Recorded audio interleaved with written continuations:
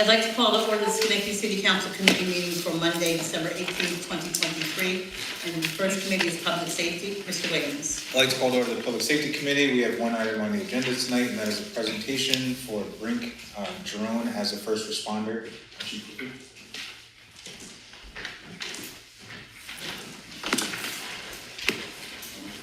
The microphone. All right, perfect. Very much. Good evening, City Council, Mayor, Mr. Colvin. Happy holidays to everybody. Thank you for having us tonight. I'm going to hand out take one, pass it around, a handout. I just want to introduce members of the company Brink that are here tonight with us. The reason that we're before you is that we'd like to enter into a contract with Brink. And they're bringing a platform of technology to our disposal, some which is tactical, which we would like to implement right away, others which is more strategic, and we'd like to implement that over the next year.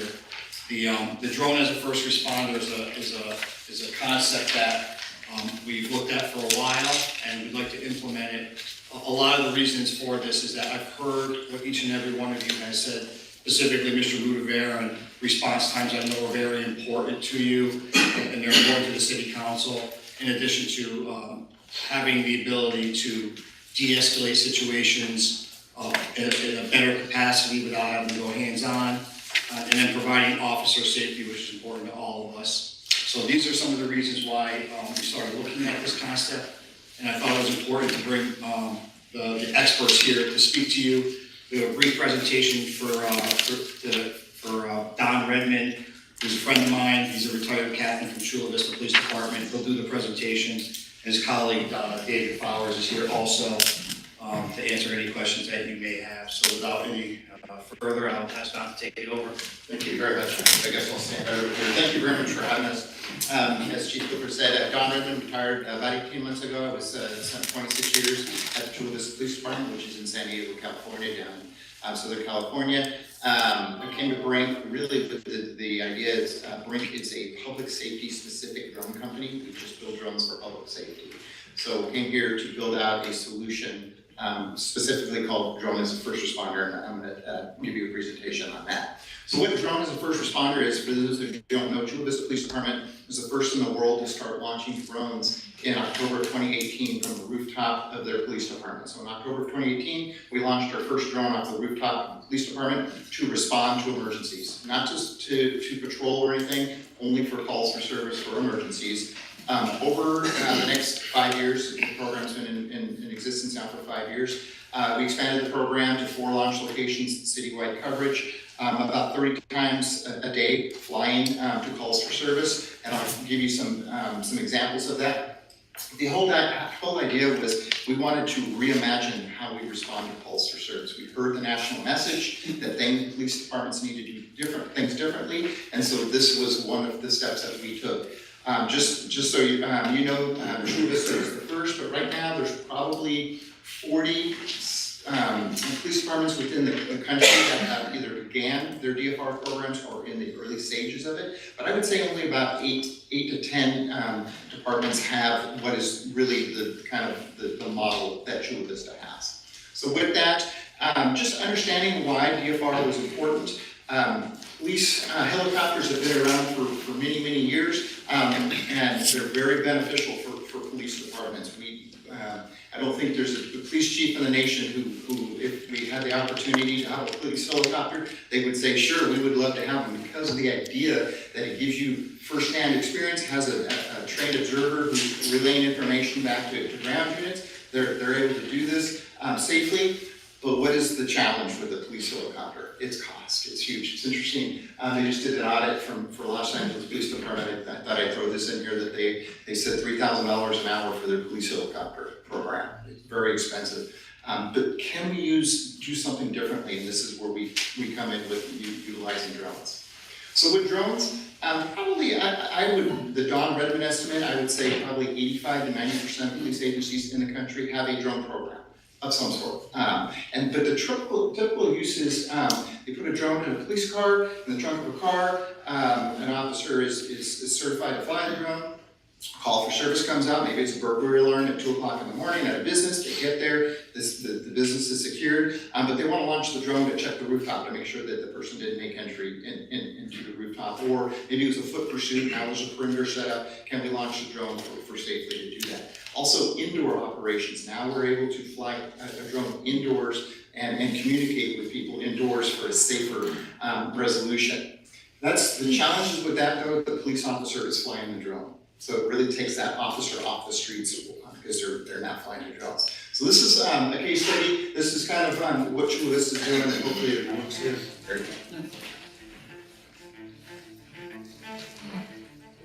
Everybody wants de-escalation. It's not just a buzzword anymore. It's become a part of our everyday vocabulary. Everybody wants it to be safer. Everybody wants everybody to survive and live another day. Our drone as a first responder program is, in my opinion, the #1 tool for de-escalation that we have. So for our priority 1 calls for service, from the moment we receive the 911 call to the moment the drone is overhead is about 2.5 minutes. As the officers are responding to this call, the drone's already been overhead for about 3 minutes, and the teleoperator has been relaying information to the responding officers in real time. Having a tool that gives us the ability to get to the scene as quickly as possible is critical. Because when you are able to provide your officers with real-time information, they can make better informed decisions. There's no other source of information you can give me that would be better than a live video feed on what you're about to walk into. So in terms of de-escalation, it gives us a couple of extra moments to look at a situation and find out, are they armed? Are they not armed? Do they need our help? Do they not? And that's invaluable. When that officer makes their final turn onto that call for service, they have every bit of information that they need to be successful and resolve that situation in a calm and safe, peaceful manner. The last thing we want to have to do is use any level of force. If we can de-escalate and we can use these drones to give our officers better information, it just makes no sense not to use it. So Chula Vista, one of the first things that we did about Chula Vista, and this is what we're mimicking at Brink, is doing a transparency portal. So if you go on the Chula Vista website, the police department website, there is a dashboard that's updated every single day of the flights that they've been flying. I just uploaded this a couple of days ago. They're getting close to 18,000 flights with their DFR program. There's nobody in the world that flies drones more than Chula Vista Police Department. And the interesting thing about the data that we're getting, that we found, is that almost 25% of the time when we launch the drone, we don't have to send ground units. We have, the drone is able to clear those calls for service. So unfortunately for Chula Vista, just to give you an example, we're authorized 281 officers. We can't, very difficult to get past 250. So we're down to 30 officers regularly. So using DFR as a force multiplier to clear out calls for service. And I'll give you an example of this. Is we had a 7-Eleven clerk called in, said, hey, I've got it calls 911, says I've got 2 customers fist fighting in the parking lot. Could you send officers? And unfortunately, we didn't have any officers available. The drone launched, gets overhead within a couple of minutes. The drone pilot says he looks, he doesn't see anything. He has the clerk's phone number via CAD, picks up the phone, calls and says, Chula Vista Police Department, I'm in courtesy, I'm a drone pilot overhead, where's the fight? And he relays the information that the clerk comes out with the cell phone, looks and waves to the drone, and he goes, oh, they just left. He goes, okay, do you need our assistance? He's like, no, thank you very much. I appreciate you getting here so quickly. And waves to the drone, and off we went. So within a couple of minutes, we had that customer service that we were able to get there, as opposed to maybe an hour later, we would have driven by and not given them the service that they want. Road hazards, traffic issues, we're able to get the drone out there immediately to evaluate our priorities on there, and then to still provide that customer service with our drone program. And the important thing is to note that through the data, we've seen that the drone gets there in half the time than the patrol officers. The ground officers. The officers, from the moment that we hit launch, it takes about 97 seconds for it to be on scene, which is very quick. And in that, the fortunate thing is, and this is a case study, I don't know if you want to watch this, it's about 3 minutes long. It's a domestic violence where would there be some interest in seeing it? Yes, okay. Let me click on it, make sure it works. Up. Let's see if it works.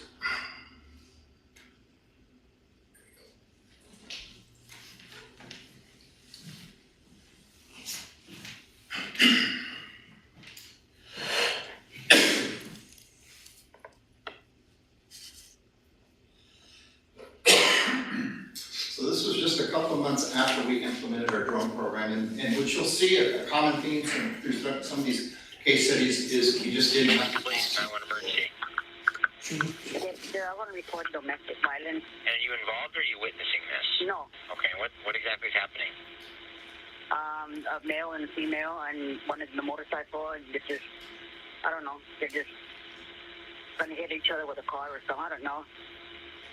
You said trying to hit each other with a car? Yeah, and the other one with the motorcycle. Just send a police car over here. You just photo of the white sedan Hyundai Elantra and white motorcycle.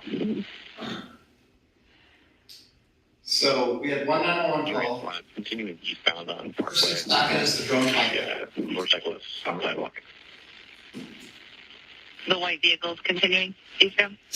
Oh, so a little backstory, boyfriend, girlfriend's in the car, the boyfriend's on a stolen motorcycle. She's upset that he's riding around on a stolen motorcycle. She actually chases him through the city. At this point, they go around, leave all the stop cars at red light. Sedan is pursuing the motorcyclist. Sedan is pursuing the motorcycle. 10-4. Is there any that can brake? Alright, we need a unit code. It looks like the sedan is trying to ram the motorcyclist. They're pulling in behind the business.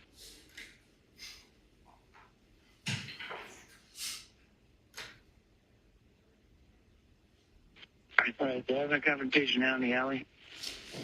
In an alley, G Street, in a 415. 341, can you start for the west side? They're able to zoom in, see the license plate, it's blurred for Suspect vehicle is going to be a white Hyundai Elantra, four-door. Again, still no Looks like a white or Hispanic non-driver. One 911 call, so we didn't have no idea that they had left that. Still in the confrontation in the alleyway.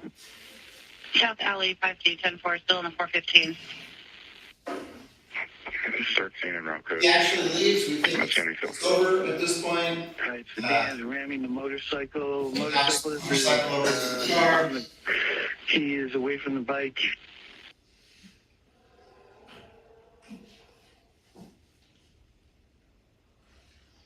She warns him not to get on the motorcycle, he doesn't listen. Right, motorcyclist is back on. He just got rammed, so we have a 245. Just We'll have more riding with the vehicle. We arrested them, we arrested both of them for, her for the domestic violence, him for the stolen motorcycle. What was interesting is the district attorney said that had he not had that drone video, he would never have issued this case. And when he did issue the case, both of them pled guilty, didn't even go to trial because they had the video. It's hard for them to argue otherwise. Our district attorney loves having these drone videos. It really assists them in prosecution.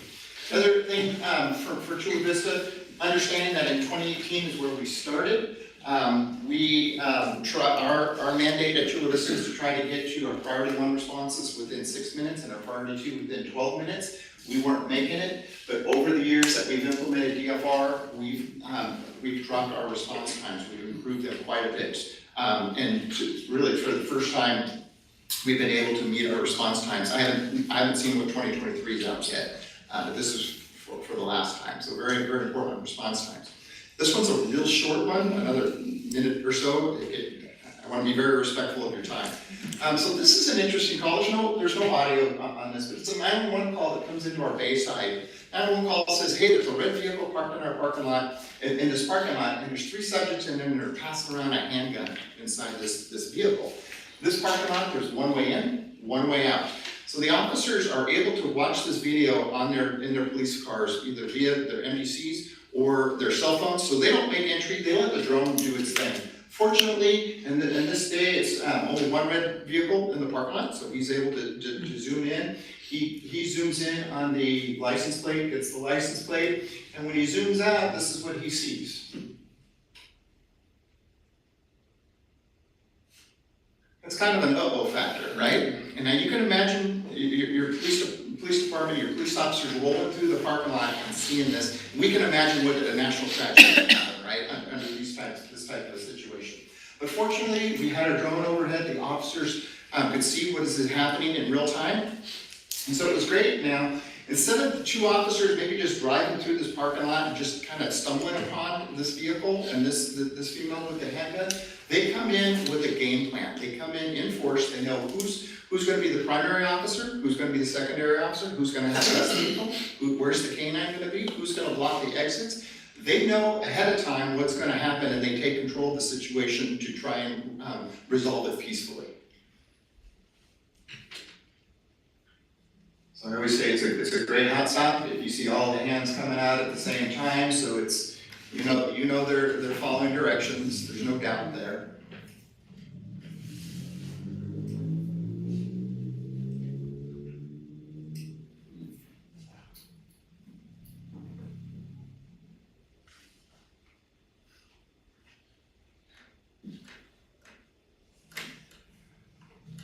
So they take everybody out peacefully, they search the vehicle, and what do they find? They find this handgun, which is actually an airsoft pistol. So it's not a real gun. She's 17.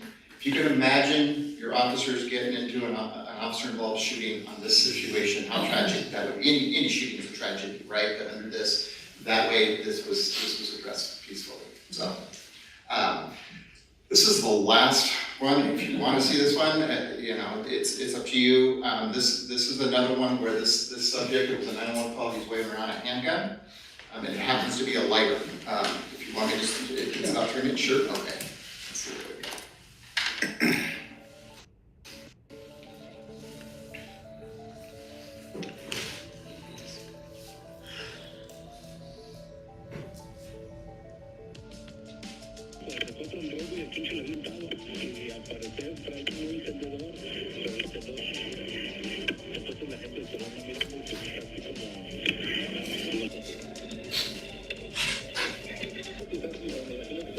So the 911 call till he's overhead with the drone, 1.5 minutes. 84 seconds. Sees the subject sitting there.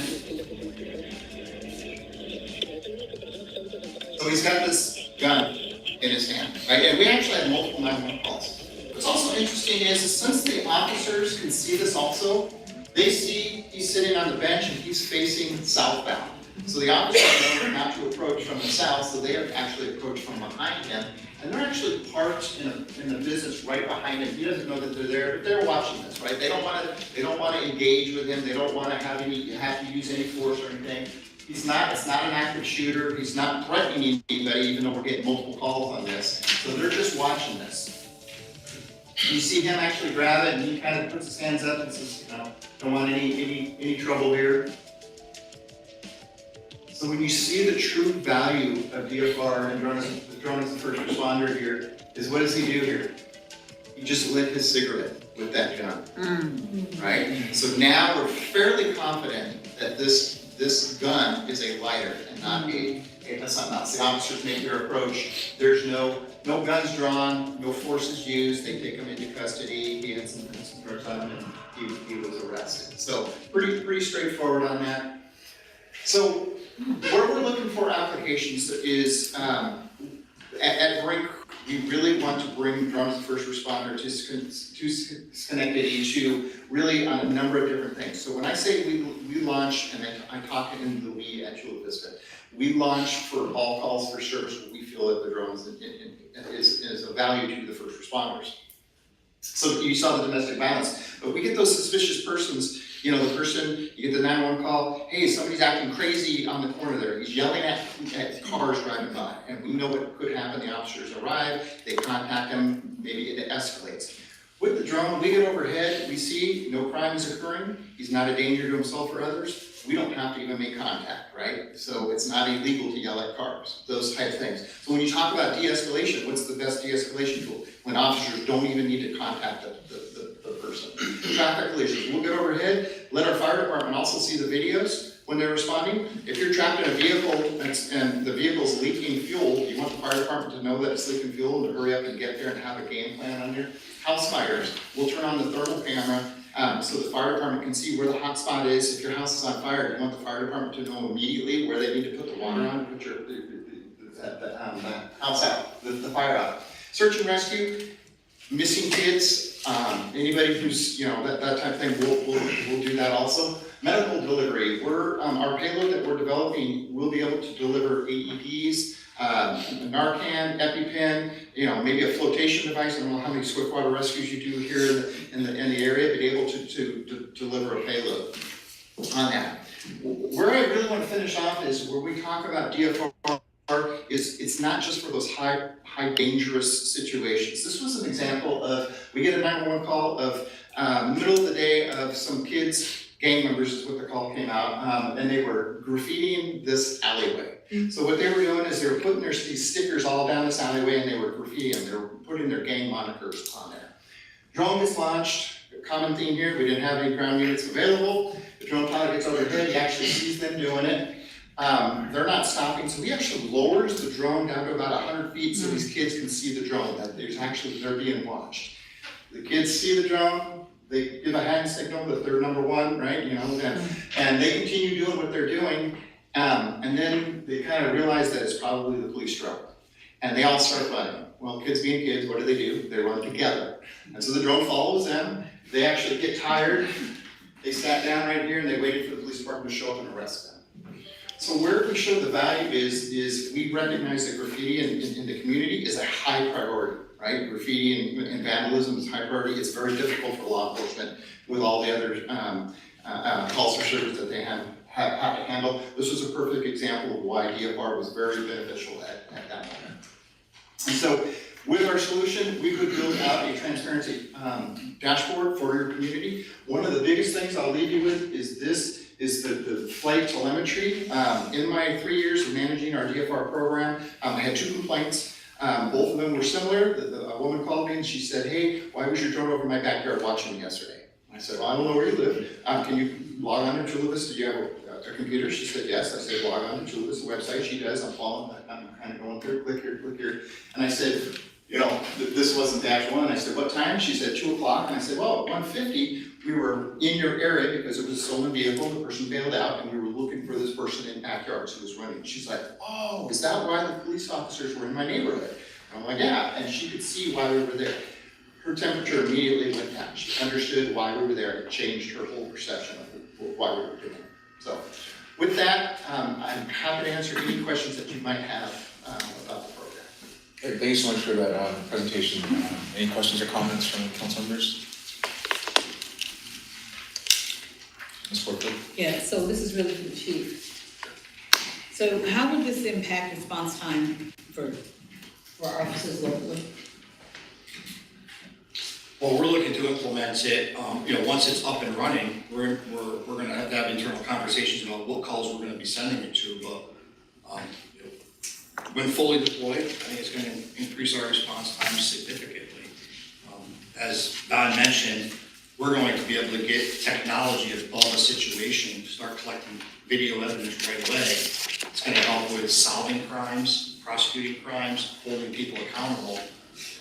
And then we're gonna consider the drone being there, a response time, because we are responding it, even though remotely, we can then better communicate with the officers on the scene, whether they get there sooner or whether they have to go at all. So, I see, it's not gonna be on day one we improve our response time, but I see very quick, once deployed, very rapidly our response times improving. I don't think it's gonna take us 5 years to see the improvement that Chula Vista did. I think they did the hard work for us. We're just going to piggyback what they've done. Mr. Chairman, Mr. Frederick. Oh, thank you, Mayor. I have a few questions. So, out of the 40 countrywide, weather, is our northeast weather a deterrent in using these drones efficiently? So the drones can be launched in inclement weather. The challenge right now is with the FAA because you have to have a visual observer, meaning you have to be able to see the airspace a mile around the drone. So if you have a thick cloud layer that you don't have clear unobstructed views, it limits your flight time. So the weather isn't really a concern for us right now. We anticipate as an industry whole for the FAA to really in the next 12 to 18 months figure out a clear path that we can no longer use visual observers. And we would work with the police department to implement that. Nice.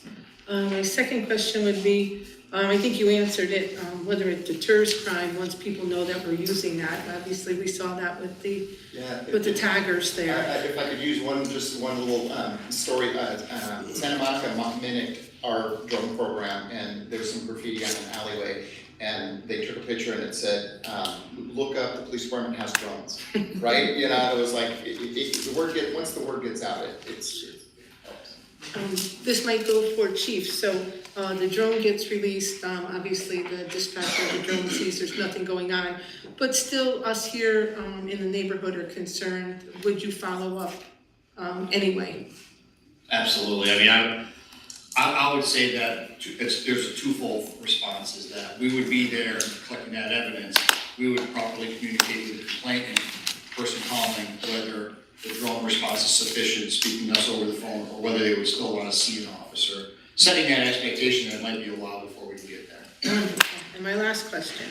So if we know of areas where there's been gunfire and things, would we fly drones at random, kind of in that area, like maybe nighttime establishments or things where there's been previous problems, or would we wait for a 911 call before we dispatch a drone? Well, for right now, my thought would be, it would be only to respond to calls for service. Potentially, we would look at trends, so such as if we saw a spring of car larcenies or burglaries in an area, we may proactively look at a certain time frame that's reflective of the information, the data that we have. We don't have any plans to proactively patrol. I do believe there's some communities that are doing that. Yeah, there's one agency, Beverly Hills Police Department, they're patrolling with their drones 7 days a week, 10 hours a day. And I asked them directly, and they said, I know their lieutenant, he says, Don, our community's more worried about their money than their privacy. And that's Beverly Hills, so it's a little different, right? So, but to my knowledge, every other agency, and this is something that we would work with Chief Clifford in, developing policies as to why, when you would utilize the drone. It would be something that the community would have to ask for before we would do that. Thank you. Mr. Mayor, do you have I can defer to the council member. I just am wondering, timeline-wise, I see that the contract, at least the estimate that we're seeing tonight expires, I think, on the 31st of December, that quote. So if approved, what's the timeline in terms of training, in terms of getting up and actually using the drones the way that you want to do that? So year one of the contract is for us to procure the tactical drones. Those are ones that we would, once we receive them, we would start using them immediately. And those are for emergency situations, indoor use. And then the timeline on the DFR, we plan to use 2024 to start building up the program, but we don't expect to actually have that DFR until 2025. Late 2024, yeah. With the potential to get it early in 24. But we're really talking about a reality deployment of early 2025, possibly end of 24. Thank you. Going with the mayor's trend, I had a few questions myself. How many incidents, kind of speaking towards the capabilities of the drone, can the drone respond to before having to return back to space? It's a good question. So our drone solution, we're looking at a 45-minute to 60-minute airtime on that. I'm speaking from experience at Chula Vista. We had about a 30-minute flight time for Chula Vista. Typically, when the drone gets overhead, a incident will stabilize and be found in about 15-20 minutes to figure out what's happening. So most of the time, the drone was able to handle a situation and return back to base. Where we want the longer flight time is because if it's handling one incident and another incident happens, it wants to be able to, we want to fly it over there without having to land it. So we're estimating 45 to a 60-minute flight time. And then a follow-up, I see the improved response times. Does that reflect mastering of the craft, or does that reflect having additional drones outside? Additional. So 2019, I added a second launch location. End of 2020 to 2021, I added 2 more launch locations for 4 launch locations citywide. So expanded for citywide coverage, and that's why it impacted, because this is all of the response times for the average for the department. Thank you. Any other, Ms. Fortune? Yes, so Chief, how many drones do we plan to purchase? 2. Just two, okay. And the person that would, the people, individuals that be doing these, will they be civilians or will they only be sworn officers? We're looking to use civilians as the operators of them. For the tactical ones, they would be officers. For the DFR, we're looking at civilians, but that decision hasn't been made yet, but that's where we're leaning towards. Right. And so you've outlined a little bit, but can you kind of just go over the timeline of this and also the cost? The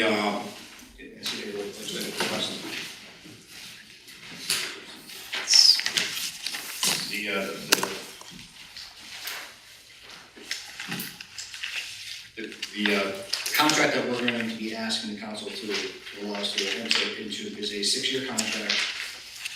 Year 1, we have funding through our FEMA grant, and that will cover the first year 1 payment, with the exception of, I think, $10,000 that we have within our budget to cover that. Year 2 is when we will have the 2 DFR drone sites up and running, and that is an $80,000 payment. And then year 3, 4, 5, and 6, it goes up to $130,000 a year. And within this 6 years, every other year, Brent is going to provide us with the updated equipment on each level of our service, whether it's the tactical drones or the DFR drones. And they're also providing us with a warranty where if anything happens to them mechanically or accidental damage, that they are replaced or repaired. Yes, it's an all-inclusive, so there's no nickeling and diming. If you need more batteries, more props, an operator does something to it, it drops it in a pool or something, you get another one, there's no questions asked on that, so it's a set now. So the first year is 49,000 or 50,000? 50,000. And then that's what FEMA will pay, and then the rest is 80,000. Coming back to the city. Yes. Any other questions or comments prior to the mayor? Ms. Mayor? Just a follow-up to Council President Porterfield's question on response times. I believe it's going to improve response times and also the quality of response. We had a lot of priority 3 calls classified as noise complaints or like fireworks complaints. We'll get noise complaints that will come in and, oh, it's over in the next block. They're playing their music too loud.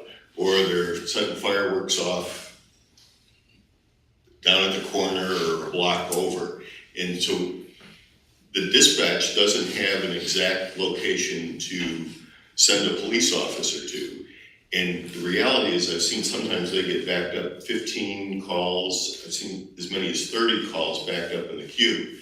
With this, it would allow us to deploy device, validate the initial call and identify where the location is. Sometimes with loud music, we might be able to avoid sending a car to the scene. You could look up a phone number, identify the residents, just make the call to them saying, we've got a complaint, you gotta turn your music down. The same thing with fireworks. We all know we get the complaints on those when they go off. You know, people are smart enough, they set them off and then they run. So the fireworks are there and the kids, say it's kids, a lot of times now it's adults, they have moved down the block into somebody else's backyard or whatever and they set them off again.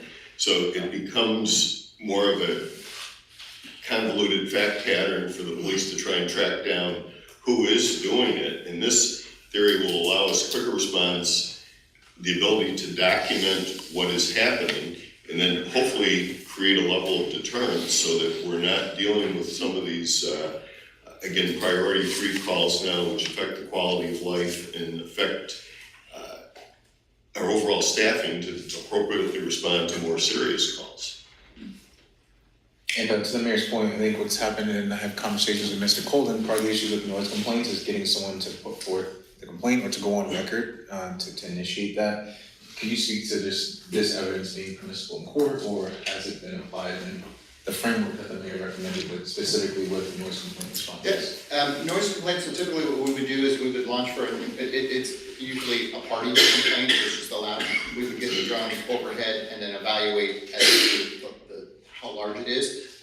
To the mayor's point, we have like identified what residents, and the drone pilot just, please turn the music off or we're gonna have to send units. And it's interesting, a lot of, half the time, they'll say, please send officers, this party's gotten way out of hand, type of a thing. So we would know even from that aspect of it, to send more officers to really handle it. But then we're like, oh, okay, yeah, not a problem, we'll turn it down, thank you very much for giving us a call and not embarrassing us, type of a thing. As for the other question, all of these videos are uploaded and stored in digital evidence. And so any case that gets issued to the case, that's part of the case where the district attorney would review it as, like your body worn camera or something like that.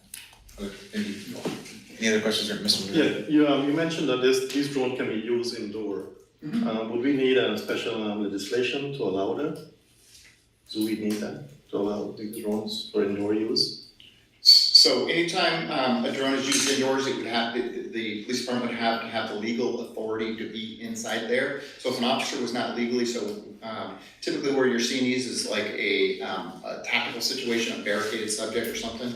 I can't speak for the chief, but I know at our agency, we would get a search warrant, and then we would have that warrant, or under certain circumstances, we could send the drone in. But you couldn't just send the drone in if the police department had no right to be there. It points out most times you would have to get warrant or permission. There would be exigent circumstances where it's somebody's life is in immediate danger, where access could be gained. And again, most of those are going to be high-risk situations.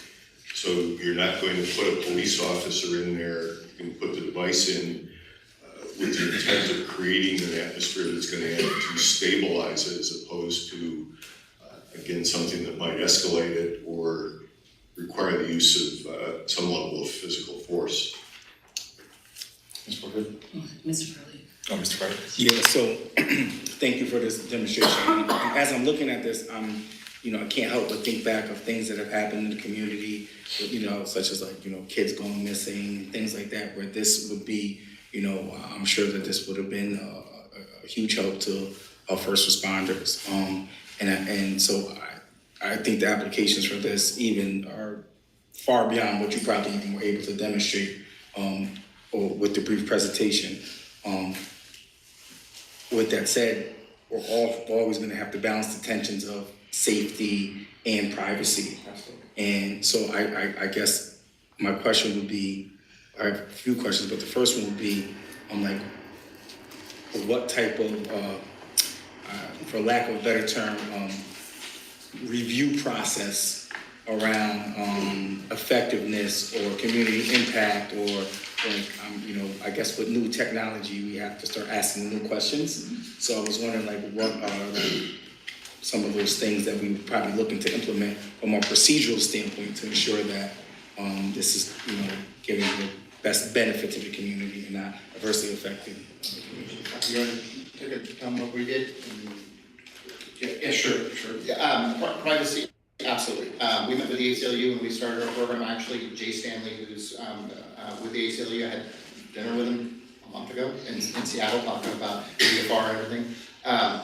So the idea of very respectful of privacy, obviously, we don't want those drones. So launching the drone, there's two trains of thoughts. Do we record all the time, or do you only record under certain circumstances? For me personally, I say we record all the time because I want that review. If there is a complaint, I want to make sure that it's being utilized properly if I don't have that video on. So how we do that is we launch the drone. Typically, you launch the drone, you know where the location is, you're already zooming in. You're focused on that area that you're attending to. Once you handle that situation and we return to home, the drone video, the camera automatically goes horizontal. So when it's returning, it's not inadvertently looking at the ground, looking at people's backyards. It's just looking straight ahead into the sky. It's also a safety issue that maybe the other hazards that are out there. Having that public transparency dashboard is also a situation that if a community member was concerned about the drone being used wrong, against what the community wishes, they can go on the website and see why the drone was launched, what was the call for service, and the telemetry of that drone at that point. We're even working into having the camera where you could see where the camera was pointed while it was flying, so you have that even additional. We don't want to upload videos because then I feel like we could potentially violate people's privacy if we actually let the videos go up there, so we don't want to do that. I don't know if that answered your question. Yeah.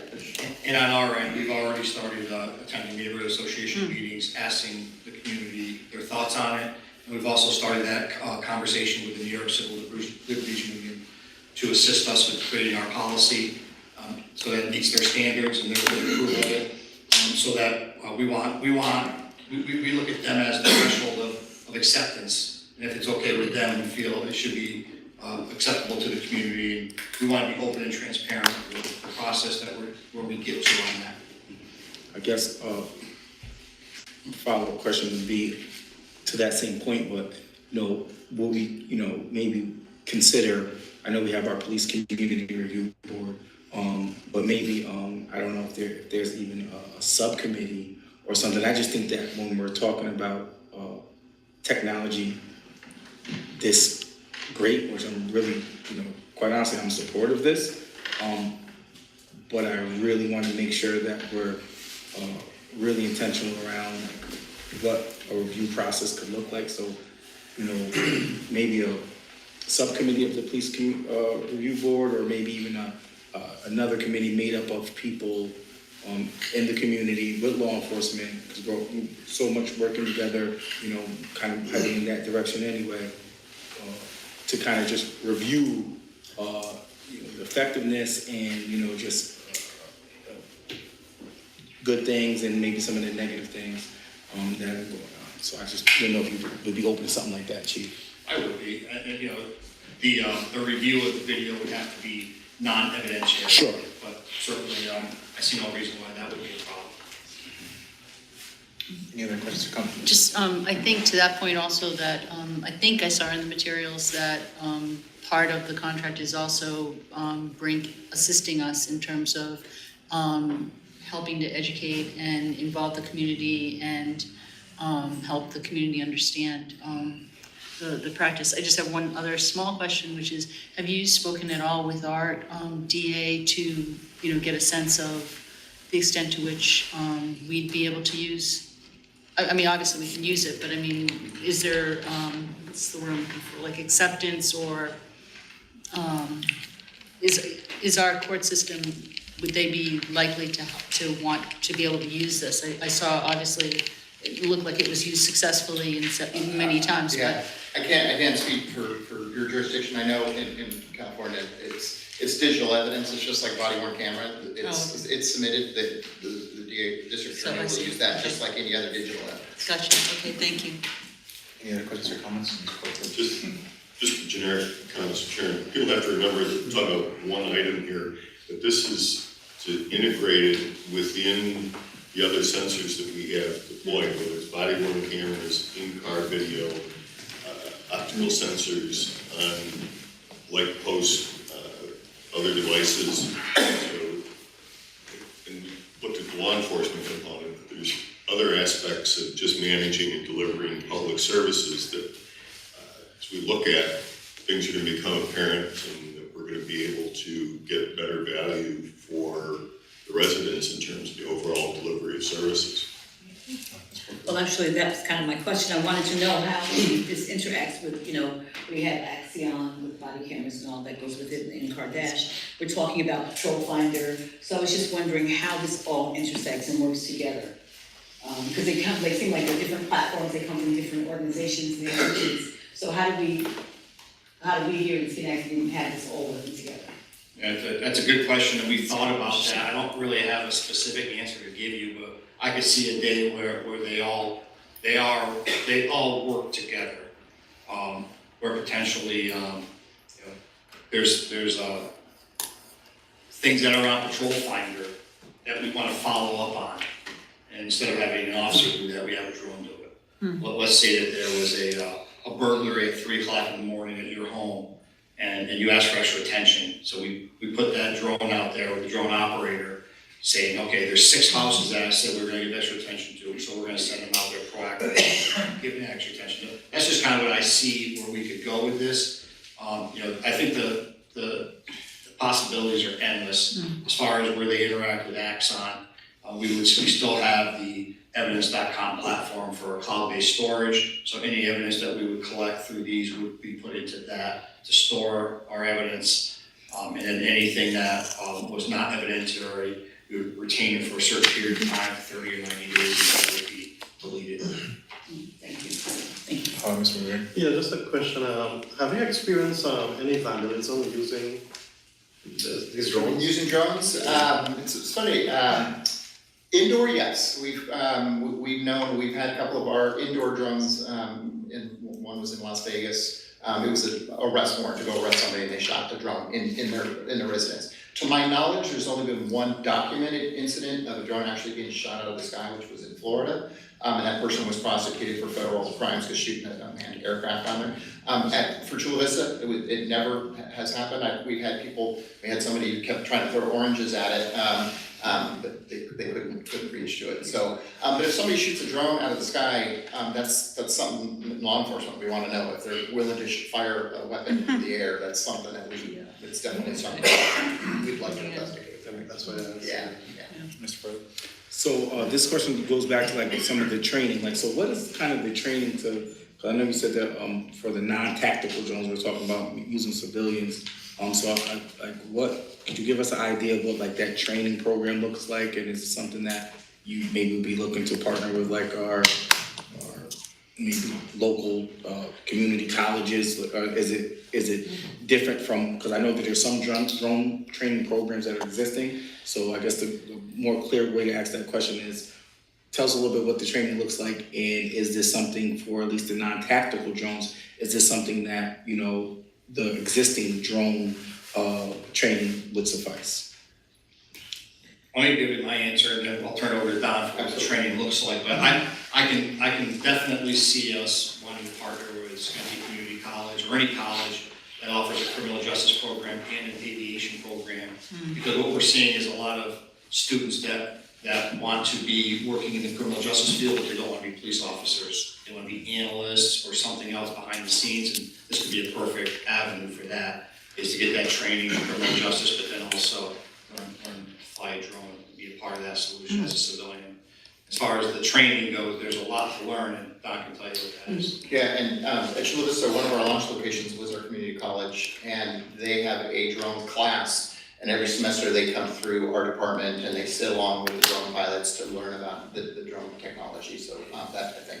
As for the training, the training is really on how to launch the drone via the computer and some different information as to how to handle the drone. Because it's a different way, it's basically a keyboard, you're flying it via keyboard and a mouse on that. And then how to the base station, how to maintain the base station. All of the training is included. We would provide all of the training, for safe use for the drone. Like, what are the time, like from start to finish? I anticipate about a week to get somebody truly where we would be sitting with somebody to fly. They'll pick it up the first day. It's not that difficult. If any of these officers are gamers where they use the keyboard to play video games, it's really the same thing. They're just flying a real drone from a distance. So, but the things is to understand is to get them comfortable in flying the drone and turning the gimbaled camera. It's hard it's easy if you're just looking at something and it's not moving, but if it's a vehicle driving, it just takes a little bit of time to really get comfortable with it. Thank you. Yeah, so Chief, based on maybe it's for both of you, based on the population, is that how you determine the number of drones? Because do we have drones right now? And we have one? We have drones that we deploy out of the trunk. Okay, so 2 based on our population is in your mind sufficient? And this 2 will be through the life of this grant, there won't be any increase in the number that we get over the 6 years? For the contract, it's just 2. I actually thought 3, but then when Don came here, he felt that with our line of sight and the size of our jurisdiction, we could make do with 2. Yeah, and where we would really, I don't know if we said this at the beginning, but we want to be partners with Schenectady. It isn't for us to look at Schenectady as a customer. We want to be true partners to build their program out to be robust, which helps us to go to market with this, right? So where we would look at it, and this is what I did at Chula Vista, is I started with one launch location, figured out where would be a second good launch location, get data to show the value, like, okay, where are my calls for service, where's the heat map, could a third, fourth, fifth location really benefit the community, and that's how we developed it. So where we would work with Schenectady is to show the return of value on this, and you may get to a point where like, we like having two, but we feel like a third one would be even better, because those two are utilized so often, we could use a third one. Those are some things that we call it a crawl, walk, run, right? Let's start, show the value of it, and then you as a community say whether or not you need additional launch locations. And then I think in kind with that comment, and I appreciate your training or your presentation for identifying it. Everybody, I imagine, would prefer a helicopter. However, there are financial limitations to that, similar to our budget as a whole. And I don't think it's a coincidence that we're going to have a budget conversation thereafter. Unfortunately, that's still going on.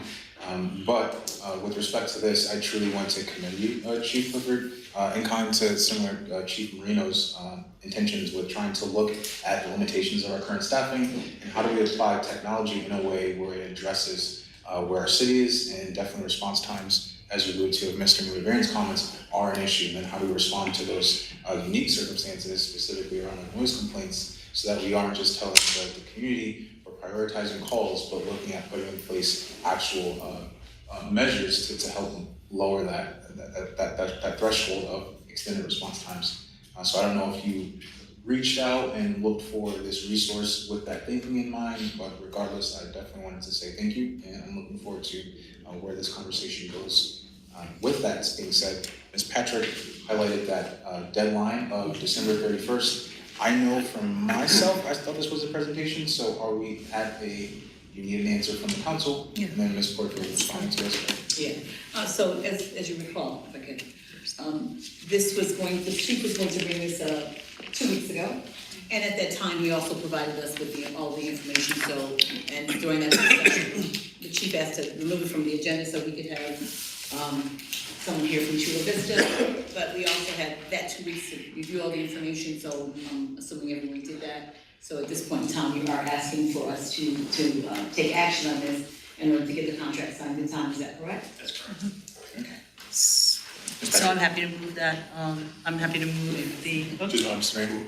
Apologize, just one quick comment and follow-up to Mr. Farley in careers and job opportunities with this. In New York State, Governor Hochul put money in the old Griffiths Air Force Base outside of Rome, where that is becoming a statewide, and I should say nationally, internationally recognized center of excellence for drone technology.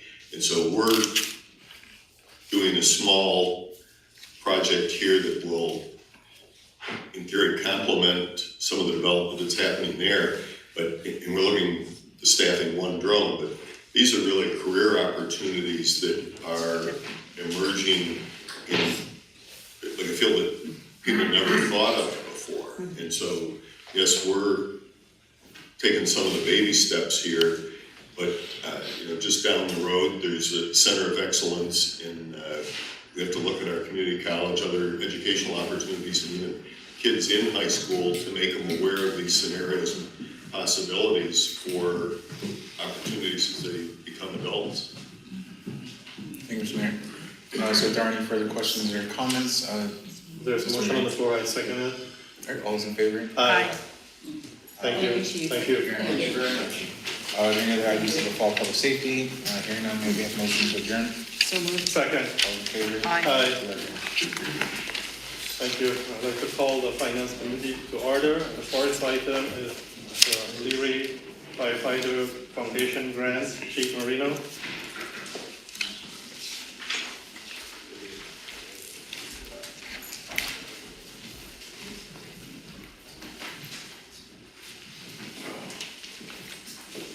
Everybody? We can't talk that. So, in 2012, Governor Cuomo, passed in a law that every fire department that has elevation in their jurisdiction would provide their members a descending device of some sort, either a device or ropes, whatever they saw fit, and they would give their members a training to operate whatever that is. 2014, we purchased 43 what was called DAIS. It was a DAIS descending device. Top of the line back then, you could do a lot of nice things with your firefighters, with civilians, getting people out of heightened areas. That DAIS system that we own now is approaching 10 years old. Still works, but it's kind of out of favor in the fire service now for a few reasons. It's bulky, maintenance is expensive and whatnot. So we want to move to a more convenient, more efficient, more practical device. And we're looking at something called a Petzl. I always want to say pretzel, a Petzl. It's a fraction of the size, and it's very efficient, and it does what we need to do. So we have some money from our radio FEMA grant that we're going to use to purchase devices to replace the DAIS. Right now, the DAIS, we have one per position, not one per person, one per position on our rigs. So with this extra money, we're going to purchase devices to replace that. In the meantime, we applied to the Leary Foundation, and we were awarded a grant for $25,000 and whatever, $24,552. And that amount would allow us to purchase enough devices so each member of the department would receive one. Instead of one per position, it'd be one per member, which to me is very important because that's a safety device. I feel a lot more comfortable that it's mine and it's not Jimmy Lipper down the road. I don't know what he does with it. And then when I get it, I feel more comfortable, it's fine. So it's a safety issue. So from the Leary Foundation, $24,552, we're gonna purchase 44 units. The great thing is there's no city commitment, there's no matching funds. It's just, here you go, do what you gotta do. Thank you very much. So that's what I got. Question, go ahead, please. Thank you, Mr. Chairman. When we purchased these devices originally in 2014, made available to the council, we did a demonstration. It was the first time we had them into the fire tower, and offered any city council members who wanted at that time to put one on and jump out of the 4-story. We would do it. I would make that available again to the council if you want to go up and test one of the devices. I'll go off first. No, we're not allowing that. No, I don't know. Any other questions? I'll move it. Second, all in favor? Aye, thank you. Thank you. Thank you. Thank you, Chief. The next item is amend the City of Schenectady Code Section 234-1 to modify the annual income amount for the tax exempt. We had a public hearing on December 11th. And I'm going to hand this over to the sponsor for this legislation change. Mr. Williams, you want to update us on it? Oh, for the Tax exemption. yes. I would say any other further updates, I think I was very pleased to hear the full support from the council. Although we didn't have an overwhelming response from the community, at the council meeting, I myself received a few follow-up messages from some residents saying that they were definitely pleased to hear that we were taking action. I think taking into consideration also the comments from around the table, wanted to make sure we weren't doing so at the expense of that revenue stream. I think increasing it based on Ms. McElroy, I think it's important to take those gradual steps. And then as we all stated, we just look forward to evaluating that information. And then if we see needed to increase it further, we will, although hopefully that's not required. Any other comments? Seeing none, may I have a motion to move this? Do we have? I'll second it. All in favor? We don't have Oh, yeah, that's exactly. Move that. All in favor? Wait, I'm sorry. Go ahead. I don't think we have a piece of paper in terms of what we're, I mean, do we have the, Yes, it's. is it, am I just missing it? It's the legislation, the amended legislation. The public hearing. Is anybody not seeing it, or is it just me? It's not in the packet. Because I know, obviously, I think we all did come to Yeah, an agreement, yeah, but I yeah. just want a refresher on Oh, the yeah. amount of money that we're raising it, you know, that kind of thing. So Ms. Michael said she would go and print it. Okay. Because we Sorry. did have the it wording. before. Yeah, we did have it before, Yeah, public yeah. hearing and all the draft or what has been. I know, I just- Changed on the public hearing. So, okay, we can Just so we're agree. clear on the number, the number that we're talking about, Okay, right? I mean, absolutely. No, no problem. See if she needs any help. needs help. Sounds, because we didn't, No. sometimes I don't know if it's just me, like, not seeing something, but. For a few things I asked for in the packet, sent an email.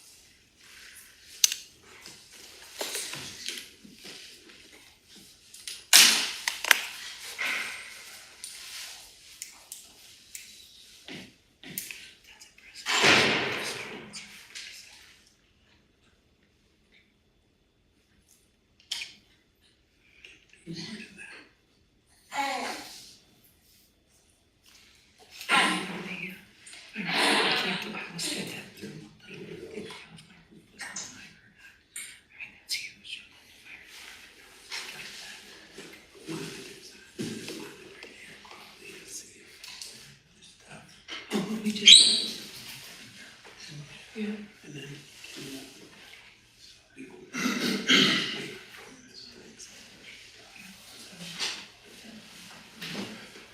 It's amazing.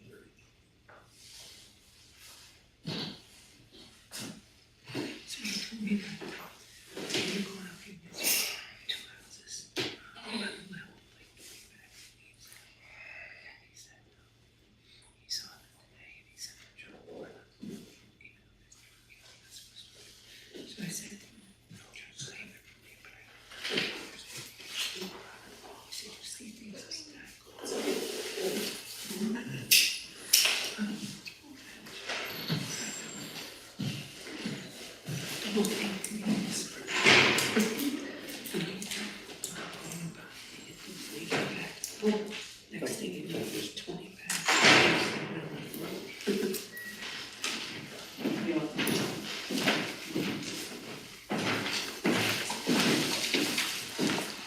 Just the merits.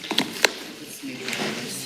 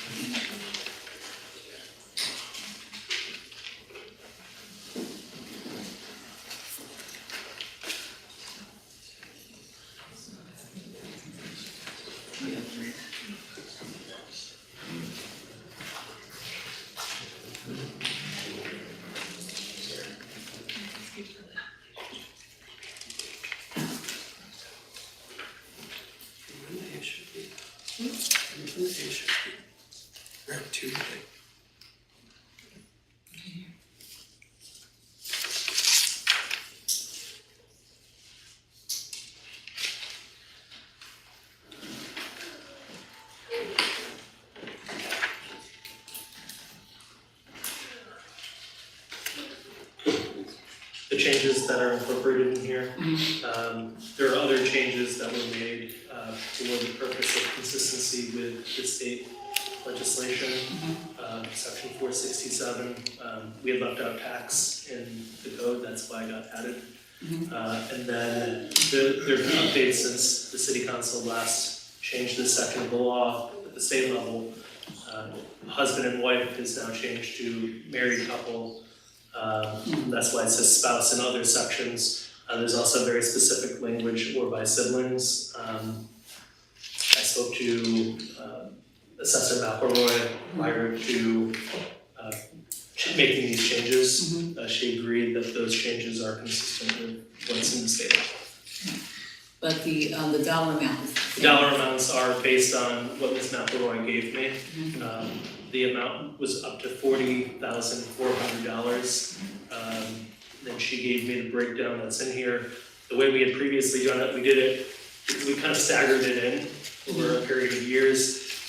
That's no longer necessary to be in our code. It's gonna be as of, assessment year 2024 and subsequent assessment years, that's what it will be. So it's in two different spots. So obviously on that first page, that's for the senior citizens. And then if you turn to the back of the second page, you can see the changes for persons with limited income who are disabled. And it follows the same schedule. Good. Thank you. Go ahead, please. Is there any chance we could get the legislation without all the crossouts, instead of husband and wife, married couple? It will look like that for the purposes of so when we do an ordinance, we have to, essentially the way we do it, we strike out anything that's going to be removed. And generally we would italicize anything that's going to be added. So because there is a lot that's being removed, because we had done it over a series of years, staggering it in to what it is now, all of those sections are now obsolete, which is why they are crossed out. Hopefully it'll be clearer once it's drafted for the purposes of the ordinance. But this is a reflection of what it will look like subject to the council's approval.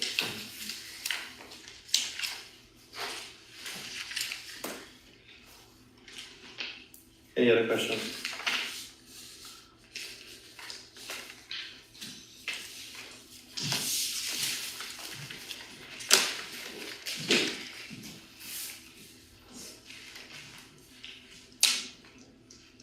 Any other questions to move forward what is presented to us here? I think we had a motion on the floor, a second, and I just need to call all in favor? Aye. Aye, thank you. The next item is to discuss the 2024 operating budget. We're once again discussing the budget. As everyone is aware, the mayor has vetoed the second budget that was presented to him. And I'm gonna hand this over to Ms. Porterfield before the discussion. All right, thank you, everyone. So as Mr. Rivera said, we did present two budgets to the mayor. The mayor has vetoed both budgets. And, you know, our goal ultimately is to pass the budget. We understand that there was a timeline, December 1st, however, November 1st, but the charter does not speak to what happens if the budget is not passed at that time. There have been conversations with the mayor regarding what we can do to get to meet where we're both have agreeable, that not everybody gets everything that they're asking for, but it's an agreeable budget to all of us.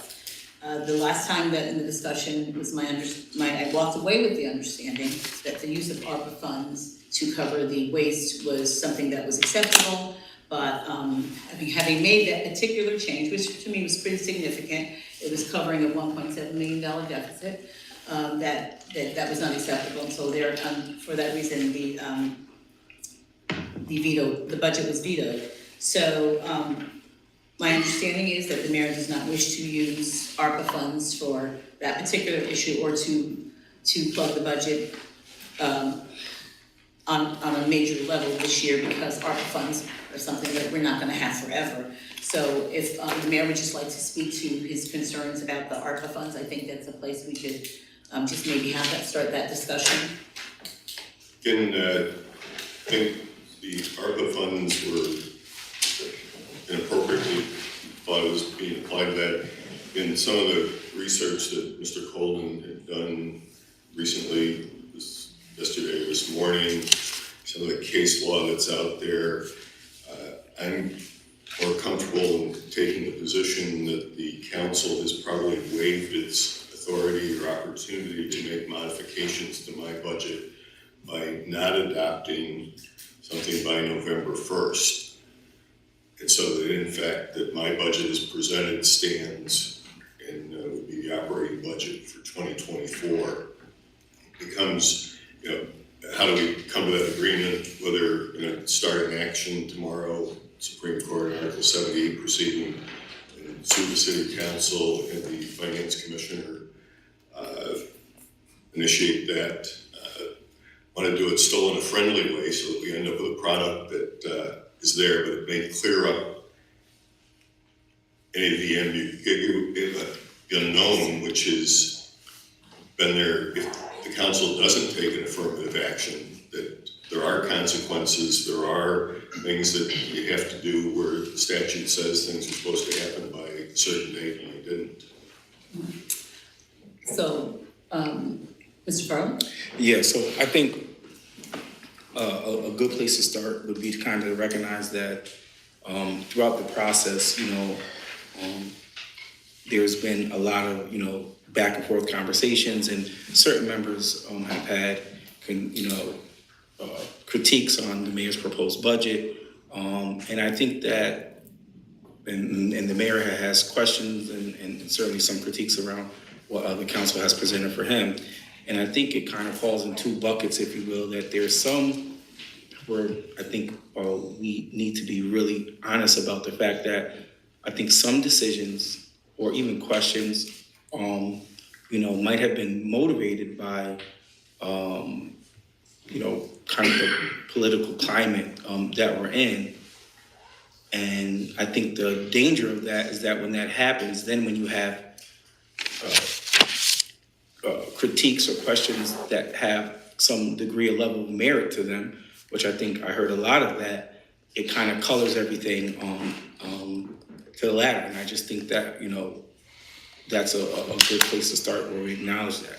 Now, I did receive the email from Mr. Colden today, and I look forward to hearing what his, kind of more of his interpretation of that is. But I think it's important that we recognize that prior to this, even before Mr. Colden presented us with the information that he did, I have been talking with members, and I have been talking with the mayor, and those conversations to me seem to be happening in good faith, and I would even classify them as fruitful conversations where we were able to move the needle, and I think that the best course of action would be for us to continue to do that. I think that we have this, it has revealed that we need to look at the charter to look at, what's the consequences of if we don't, if the city does not adopt a budget within the allotted time frame. And I think that's something that we should, the decisions we make today aren't just for today. We're looking down the road. So I think that this kind of opened that up for us to say, let's examine that. And I think as a matter of procedure, we should look at that and revisit our charter. But I also think that we need to, I don't think that this, the situation that we're in now is going to lend itself to us having to find out that the quote unquote hard way.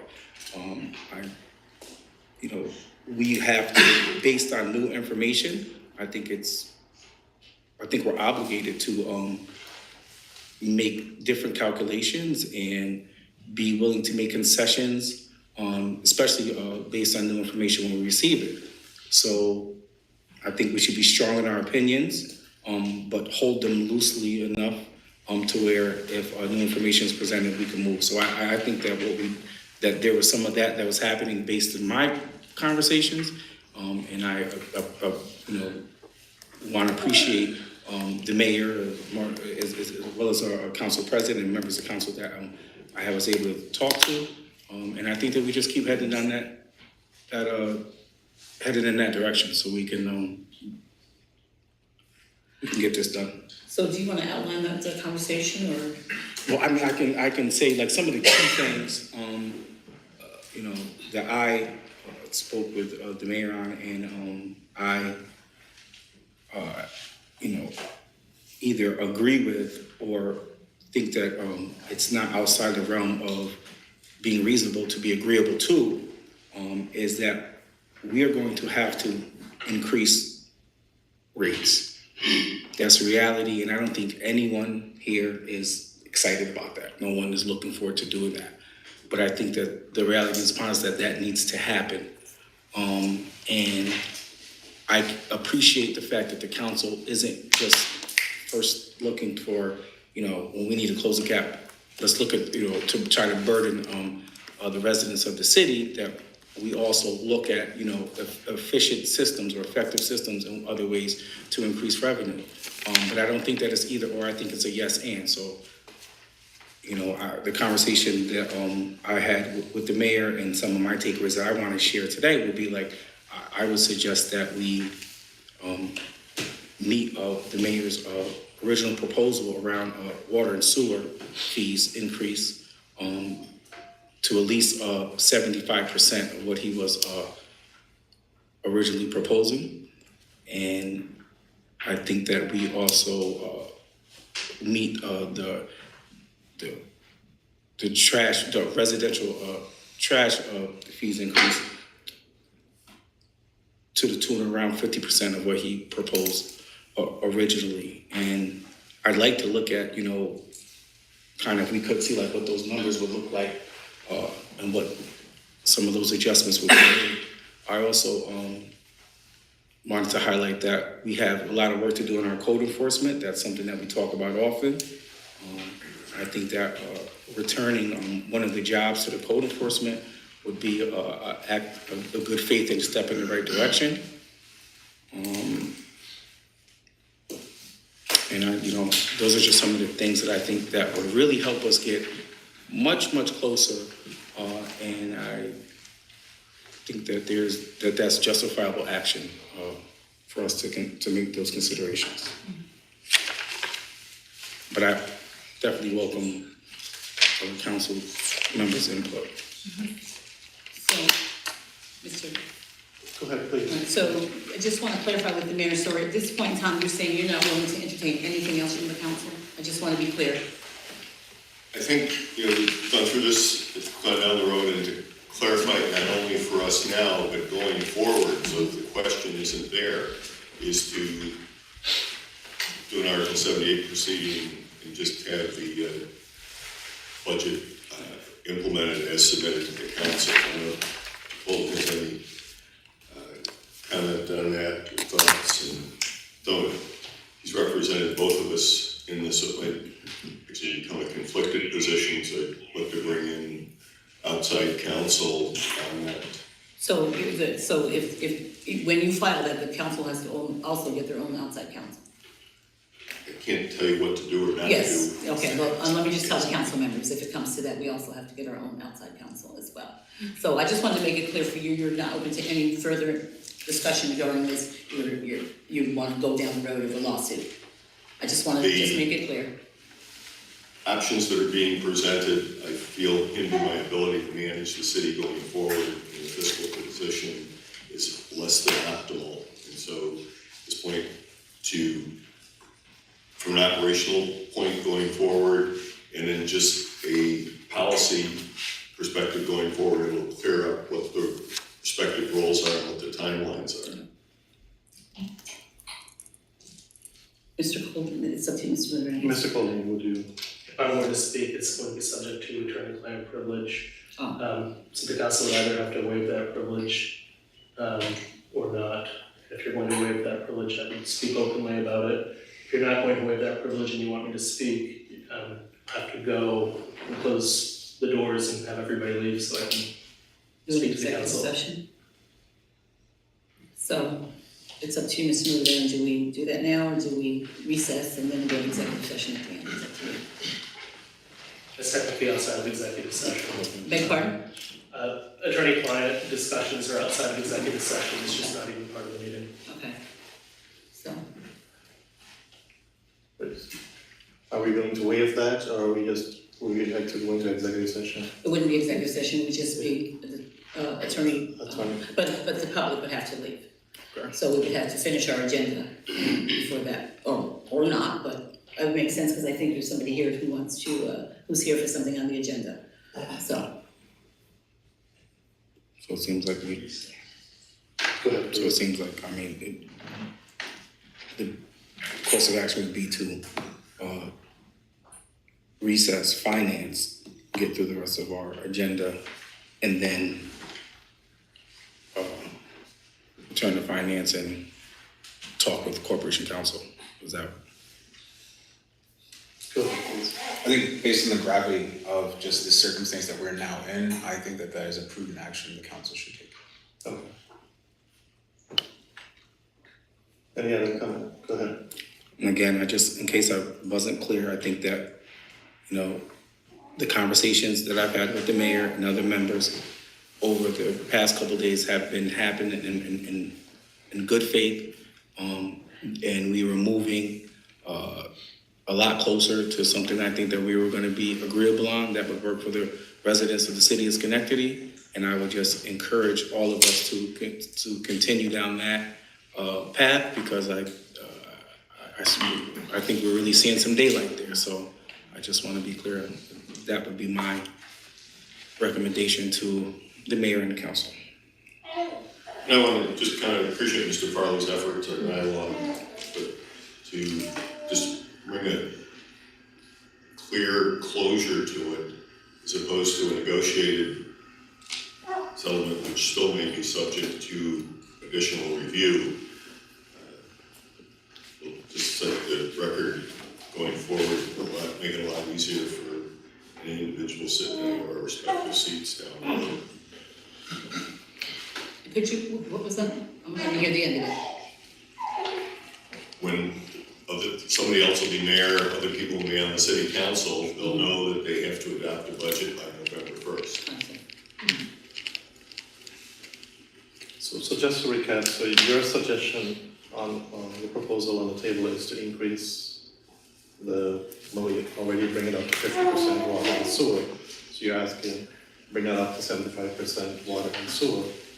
And residential waste, you're asking to bring that proposal on the table to 50% and one position in code.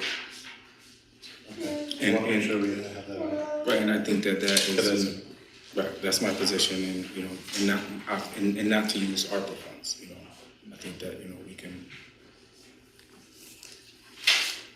Go ahead, please. Yes, what council members have you reached out to? So I spoke with the mayor, I spoke with our council president, and I've reached out to a couple other council members. Just not to, I wouldn't know who reached out to me, so I just wondered who you reached out to regarding this, so. Again, we want that needle to move, but again, it was, no one reached out to me to even, Ms. Patrick. Well, I did speak with you, Ms. Patrick, I'm sorry, at the last meeting regarding, before that, I did speak with you about the money in terms of ARPA. You said you wouldn't probably support it, and you didn't, which is fine, but that's okay, but I did. We were right here in this room. Okay. And just, and I think that it's, so, you know, really what I was trying to do, my strategy here was to really talk to people who have, to me, seemed that they were furthest apart. And I think that once we kind of were able to close the gap there, I think that it would be we progress naturally for us all to be in a better place. So please don't take that as like an you know, excluding you from any conversation. I was just, there was a method to what I was trying to operate within. And then I truly think it's worth noting, so you don't want us to lose this in semantics. And Mr. Toro, with all due respect, your position has quite honestly been the clearest of supporting the mayor's proposed budget. And I think in kind to Mr. Farley's comment, is trying to understand where the adjustments could be made and trying to understand how we can best work with the mayor to meet our depleting timeline. And just to clarify that with regards to ARPA funding, no ARPA funding was used for water and sewer. It was only used for the waste. Go ahead, please. So do you want to talk about this now, or are we going to move forward with the other question before we talk about specifics? Because I do have a response. Finance committee. So We don't need to recess it because it's basically client lawyer privilege. So that's not necessarily finance committee, that's a body as a whole. But I think that saying recess just to get through the agenda, I think is what we're saying, and then. So the people that are in the room. Item, so. You make sense. I understand what you're saying. Okay. Go ahead, please. My understanding of the recess process is if we recess, let's say during that discussion, we come to some understanding, then we've only recessed, and we have the opportunity to pass the budget out. So I'm not saying it could happen, but certainly we're leaving that room. Yes, we're leaving the room for that to happen, so recessing would allow that. Yes, I understand that, but that question was about the lawyer. Yeah. Two things could be true, seems like they're both. So are we recessing? I make a motion to recess. Second? All in favor? The finance committee in recess. Thank you. I'd like to call to order City Development and Planning. We have 8 items on the agenda. The first item is to request for the authorization to purchase of chlorine gas 2024 for the Water Department. Mr. LaFawn.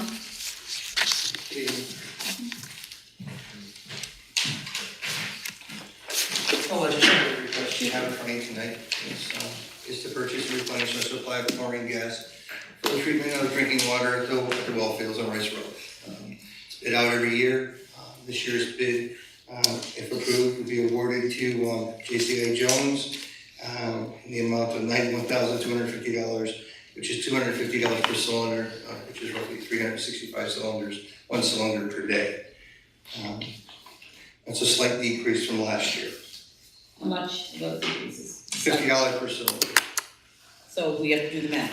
$18,250. Okay. So that's providing we use 1 per day, and that varies. It depends on how much water is the demand for and how much we treat.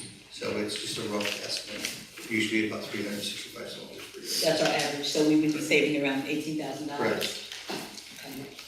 Are there any questions? I'll move it. Second. All in favor? Aye. Our second item is request for authorization to purchase sodium hydrochloride 2024 for the wastewater treatment plant. Again, that is for disinfection of the wastewater prior to entering the Mohawk River. It's roughly 291,400 gallons or dollars. It's a slight decrease over last year, $100.80 per gallon versus $2.04. Last year we bid twice because of the demand for chlorine. We did a 6-month bid, it came down a little bit more, and this time we bid out for a full year, and the price would come down a little bit. I had to do the math, but it's $24,000 roughly in savings. Any questions? I'll move it. Second. All those in favor? Aye. Thank you. Thank you. Have a good evening. Anytime we can save money, we're happy. The next item on the agenda is for ARPA contracts update. Unfortunately, Ms. Carter had a family emergency that came up, so she had to go take care of that, and so she's asked that we just put that off, put that off for 2 weeks, and she'll be here to give us those updates. Okay, the final 5 items are for executive session, for sale of properties, so I would ask for motion to go to executive session. So. Second. All's in favor? Aye. Okay, we'll be going into executive session, so members of the public will have to leave. And then we'll reconvene. Go through the properties. Then we recombine. No, but I mean, after that, we reconvene, just so they know. Yeah.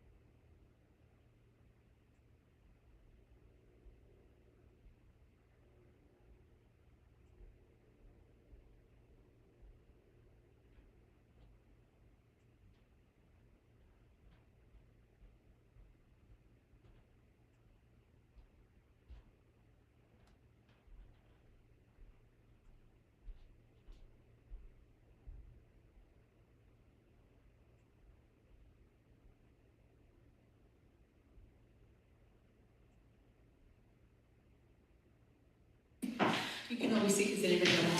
Still in here? Yeah, there are, so. What's that? A laptop. What about it? Oh, okay. All right. Okay, so I'd like to reconvene the finance committee. And Mr. Farley, you want to take this back and just give it back in Yeah, what the proposal is? Yeah, so as I mentioned earlier, I think that the best course of action is continue on the progress that we made and get something agreeable so we can pass a budget for the people of the city of Schenectady. I would like the council's favorable consideration of meeting the mayor's water and sewer rate at 100% of what his proposed rate was. As well as, I know that Mr. Mayor, there was one of the key position in your staff that you wanted us to. There's a minor adjustment budget. Yes.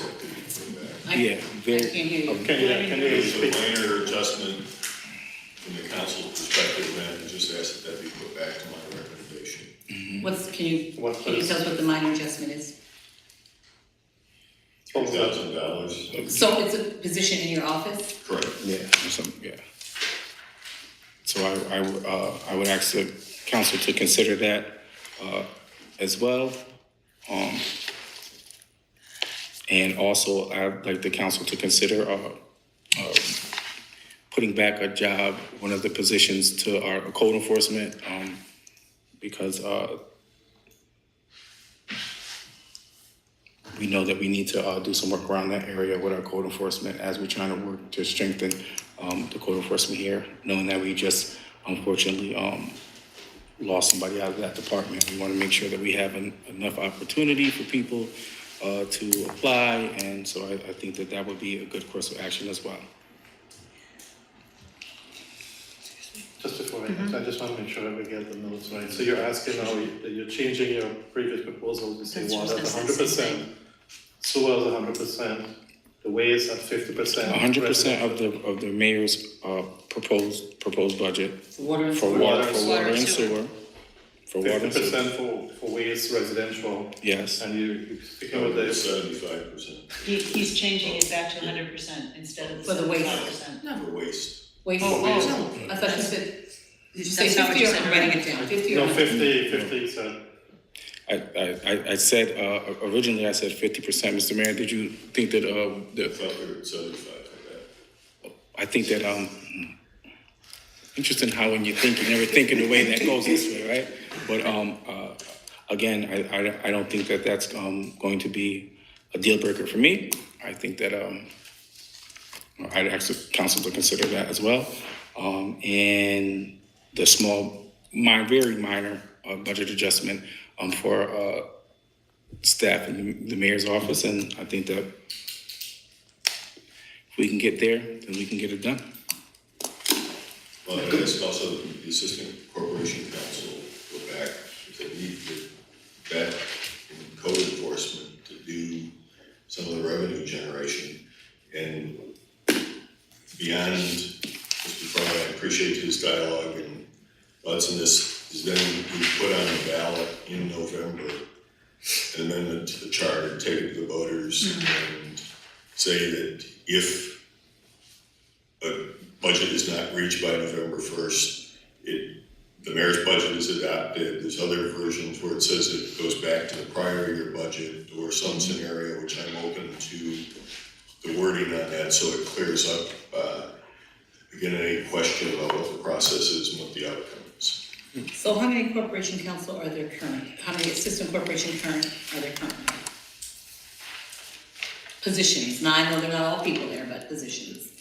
I don't know. So we're asking just for one, so the one that we took out. Okay. One being about one slot in my budget dropped to $60,000 position, and then the council is looking to take away one at $82,000. I'm just asking that be reinstated. So how many corporation counsel positions are there currently? We can look it up. Oh, okay. Before we made our changes. I just gotta find the right, here it is. Okay. Oops.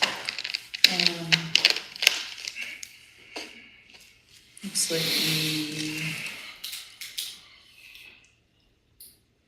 do you want me to say this out loud? Say them all. Yeah, please. Yeah, okay, so we have, Write it on a sheet of paper. yeah, pass it around. Basically, we had, 3 assistant corporate counsels, but we only, in the 2024 proposed mayoral budget, 2 of those would be, and there wasn't anybody in a third one Right. before, so 2 of them would be, in the mayor's budget.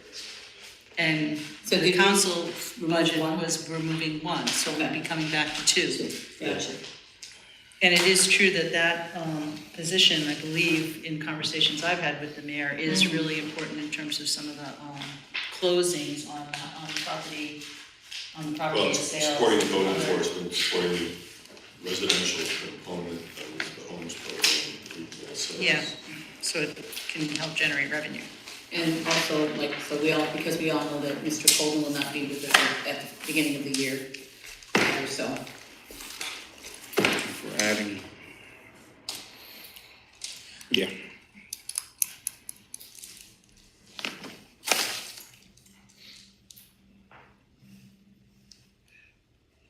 So let me just recap, just to make sure I'm getting it right, because I've got a lot of crossouts here. So you're asking for corporation counsel to be 2, that was in your proposed budget, assistant corporation counsel, that was in your proposed budget. The changes from what is basically the last version from the council Council. would be to reinstate 1 more code enforcement officer, the assistant corporation counsel, and the minor adjustment to the 1 position in my office. And then in sewer and water, you're saying 100%, and then waste? 50%. Out there with 75, but if we went to the 50, I'm not happy with, but we had, they're talking about putting a $100,000 number for jackpots. I would go with that, and then just need a commitment from the council that early in January, we're gonna look at the jackpot component, the fee on that, so that in fact that becomes a realistic number, because today I can't, even though we agreed to it, there's no way for me to actually implement that in the field. Right, and then, I'm sorry. Finance chair's over there. Finance chair. No, please, sorry. No Call me worries, up. no worries. Deep in thought, no Trying worries. to put everything into, And also the nature, I think, to the nature of that jackpot fee, if you will, is that once we start to implement it, then we can kind of expect for it to start to decrease, because it will start to deter people from putting that much garbage out. So we can kind of have an expectation for that to happen. Mr. LaFond, late today, sent me around a notice of some of the fee adjustments, and I think we estimate it's gonna be about $138,000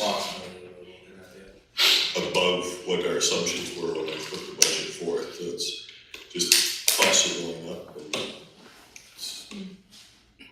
and the reality, getting rid of the garbage. So I just want to clarify that you're saying you'd go with 100% of what the mayor was suggesting for water and sewer. That's correct. And 50% with the waste and $100,000 for the jackpot. But the jackpot won't be a part of this discussion right now. That's part. We would put a line item in the budget for $100,000 in revenue for waste. We have to go back as quick as we can and actually put the mechanism And for the jackpots. in for that. So in the revenue line, okay.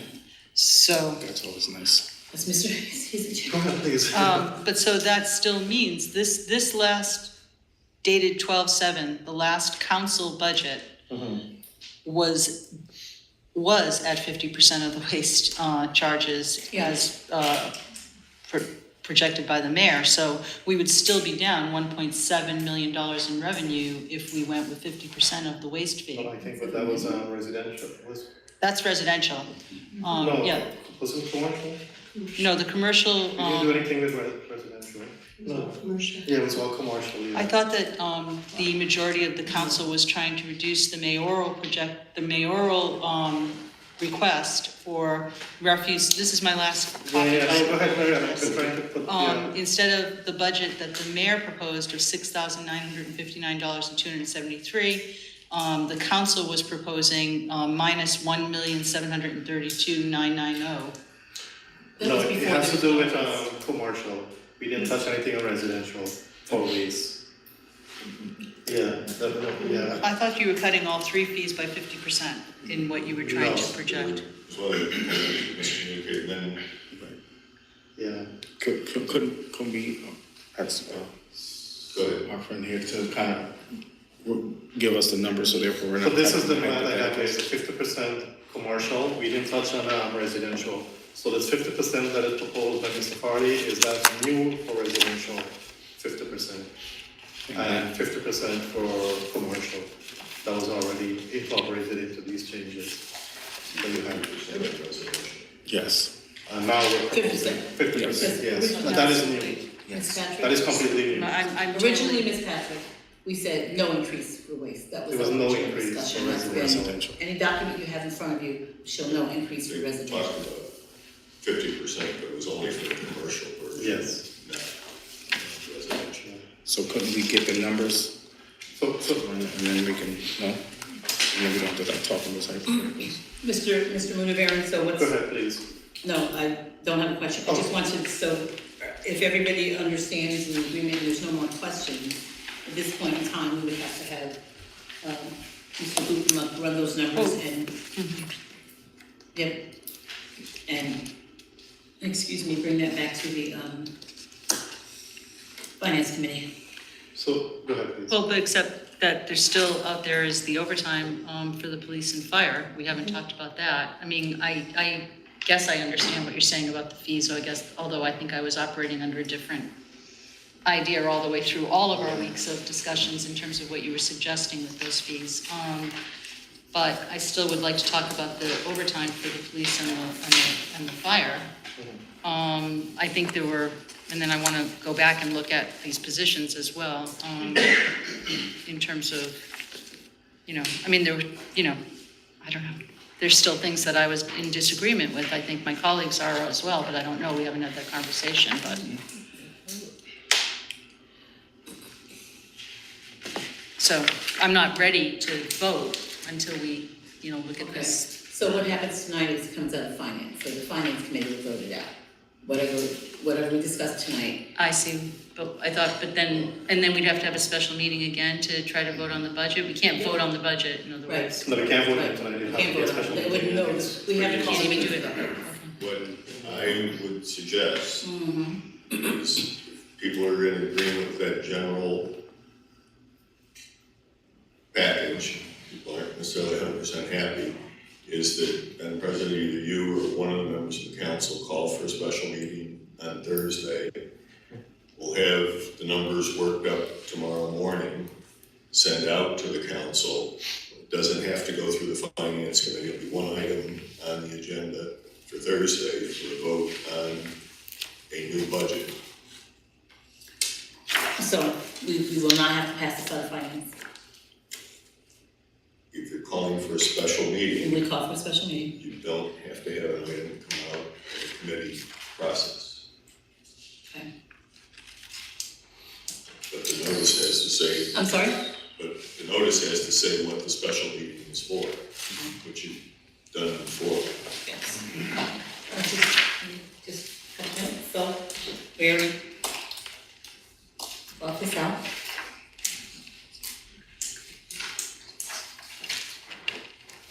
Let's see. So we can't get any number to work with. I know, I Yes. understand your point, Barry, but I come to see where we are in terms of these changes, in terms of moving to 100% on water and sewer, moving to 50% now on residential waste, so the 100,000 for jackpot, code enforcement position going back, and the mayor's office, the $3,000 reduction, and the assistant corporation counsel, one position going back. And would we keep the commercial waste fee Yes. increase that we discussed? Yes, the commercial will stay at the same 50% for waste. Go ahead, please. So, are we gonna be asking the finance department to work up what we're discussing? When will That's we what I was have gonna that? ask, because Ms. Have Patrick. that in front of us. I mean, Well, Have a few items. yeah, we're in conceptual agreement, we can put the numbers together first thing tomorrow morning and get them out to you by the later part of the morning. I'm agreeable. For a resolution that would be acted upon on Thursday. Well, and to get to Ms. Patrick's point, I mean, there will not be an opportunity to discuss some of the things you are talking about. I'm feeling like there were Yeah. discussions that happened that I certainly was not a part of. I don't know if any of my colleagues were a part of it. It sounds like Mr. Farley, I'm fine that, Mr. Farley seems to have talked to the mayor. But I'm just wondering if other people have also had any conversations. I'm feeling a little as though, some stuff has happened that I just wasn't aware about. Because it did. So, Okay, just wanted to make sure. but I think it's really important that, I didn't have to have any special permission. to No, I speak to know, the- I to tried the to mayor go or see the mayor myself. any the other day. members, right, so I think that, It's just didn't. so your point is well taken and understood. So, I would, move forward with that course of action of, getting those numbers to us first thing in the morning, calling a special meeting. I'm not happy with the scenario, but the other option is to start an action tomorrow. I hear that. In Supreme Court, try to resolve, and I'm also gonna start layoff notices, I shouldn't say layoff, but furlough notices where there won't be a budget in place, don't believe in the authority to expend any funds, and so people aren't gonna get paid, and so you get a whole level of havoc as opposed to a less than optimal scenario from everybody's perspective in the agreement that we put something on the ballot in November that will clarify this for individuals in the future. I'm completely in favor of that, by the way. In favor The of- charter thing.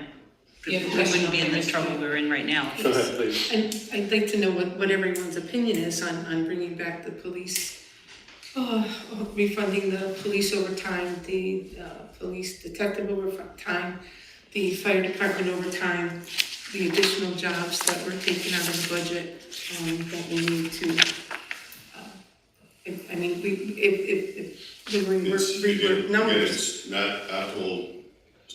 Fine, talked about some of those positions. And at this point, we're just doing recruitment.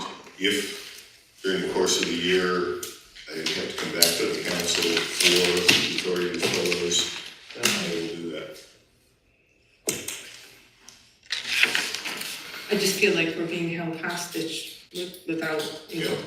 Oh, yes, right? I feel the same way. So it's Well, no, it's finish your important, thought, it's though. I want important, to, so how I about guess- by what? Okay, so only one person, I'm sorry, Mr. Rivera, but. Go ahead. So it's truly important to identify that if you are now indicating that you are interested in negotiating, it is truly beyond that point. And I think at this current juncture, I truly appreciate Mr. Farley for taking it upon himself to try and identify a best means that gets a budget passed for the city. I can specifically speak for myself. These numbers definitely transition greatly from what I was open to. However, understanding how do we present a budget so that the mayor does not have to proceed in the manner that he has indicated at the beginning of our meeting is important. So once again, no one is leaving this process entirely happy. That is honestly the definition of negotiating. I hope that next year we can have a more clean and productive conversation from the onset, because we had time. That is where we currently are. Go ahead. Okay, I am somewhat offended by Mr. Williams' remarks, and I'm sorry to say this, but I think that we were open to negotiating. I think we've spent hours and hours and hours trying to negotiate. So I think that we've had negotiations at every single one of these budget meetings. We just couldn't come to agreement over some of the things. Sometimes that's what happens in a negotiation. I certainly don't have to be taught what a negotiation is at this juncture in my professional career. So I do want to just, unfortunately, that just raised my ire that you don't often see here at this table. But I do need to at least be clear about that. I think we absolutely have to do something to the charter, because clearly, something has to be fixed in the future so that a future city council will not have to get to this point that we have gotten to. But I do think that, and I also want to go back to what you were saying, Mr. Farley, earlier. I think there probably might have been some political kinds of things that were happening. I didn't feel that they were on my end, certainly, but I did feel that those of us that were up for re-election actually might have been targeted by some of the, I'm just being completely open and honest now, that we were targeted before the election with these budget negotiations. However, I actually felt that after the election was over, perhaps we were going to be able to come to more compromise, which did not happen right after the election. So I was somewhat shocked by that. So you're hearing a lot of anger at this point that I have been holding in, but I do agree with the charter piece from both parties here. And I do think that there's other positions that I feel badly if we don't have them back into the budget. And I think there's things that are in this council budget that we don't need to be spending money on. So there's that as well. So I've kind of kept my silence previously, but that just really upset me. Go ahead, please. Thank you. So like I always say, how you see it depends on where you sit. And I think that I don't believe that any of us feel that we're walking away with everything that we would have hoped for. And I'm not angry at anyone, just to be clear, because that's not what this is about. This is about us as a council working together to get to a place where we can agree. And we're not 100% there, but we're at a place where we can pass the budget out, and that's been our goal. And I think it's unfortunate that it took someone saying something for us to speak out about what you were feeling. It would have been ideal to hear those things. So I don't want this to get to a place that we're guided by our emotions. We should be guided by what is the best for the residents of Schenectady. I think we've come to a place that's not ideal, as has been stated numerous times, including by the mayor. But again, what he's also said, and what everyone, council member knows, is that if it comes time that we need to amend the budget, reappropriate, it's been done throughout the years. So it is something that we can do. So at this point in time, we're at a position where we can not have an idea, but be able to move forward and pass the budget. It's up to you, Mr. Mayor. I hear what you're saying. I think that all of us probably understood that we could have made amendments, and we could have solved this budget issue, weeks ago. So I hear what you're saying, but I think we all knew that. So back to what Mr. Farley said, why didn't we do it weeks ago? So yes, I've usually tried to keep myself very calm, and you're right, emotion is coming in tonight because, Let me just address, yes, at the beginning, some of us participated. You participated. The next day you came back with a statement, prepared a statement and read it. Yes. So at the council, and then you dug your heels in that we should support the mayor's budget. On the fees and the overtime. So I'm not sure how can you have a true negotiation when you're stuck in saying that you support the mayor's budget. Right. So then how can we have a fruitful negotiation? Or discussion with regards to how we move forward. Okay, so I just want to address that because we're not open to negotiation if you said, well, I support this.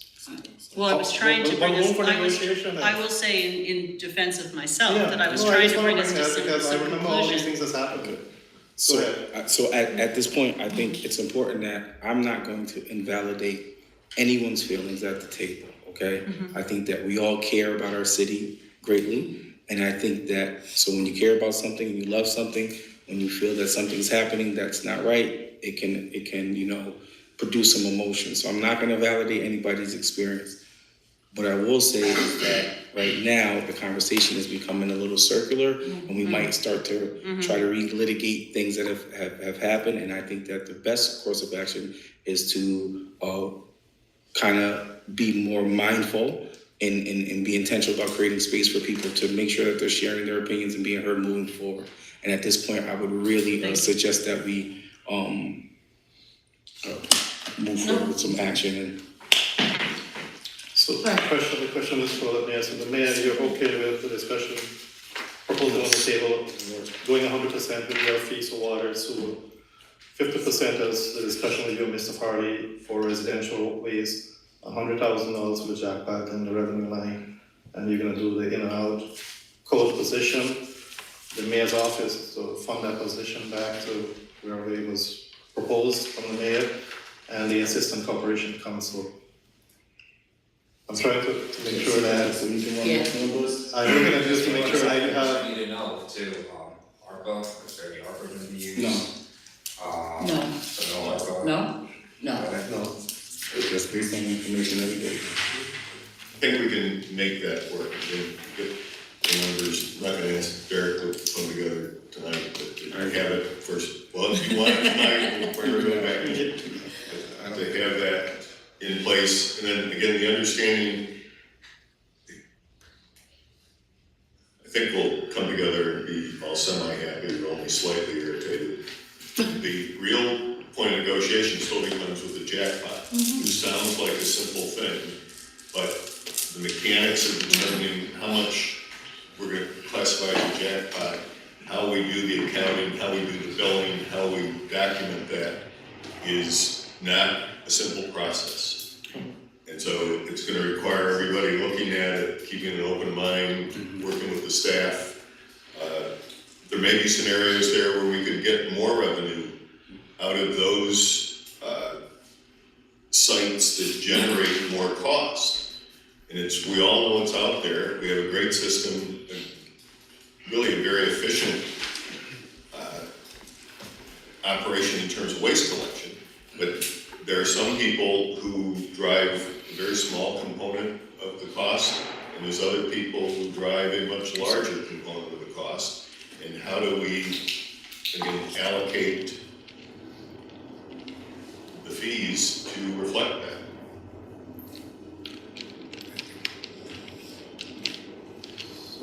So what I'm hearing is that we can't get this tonight, so we'll get this done tomorrow, email to the council.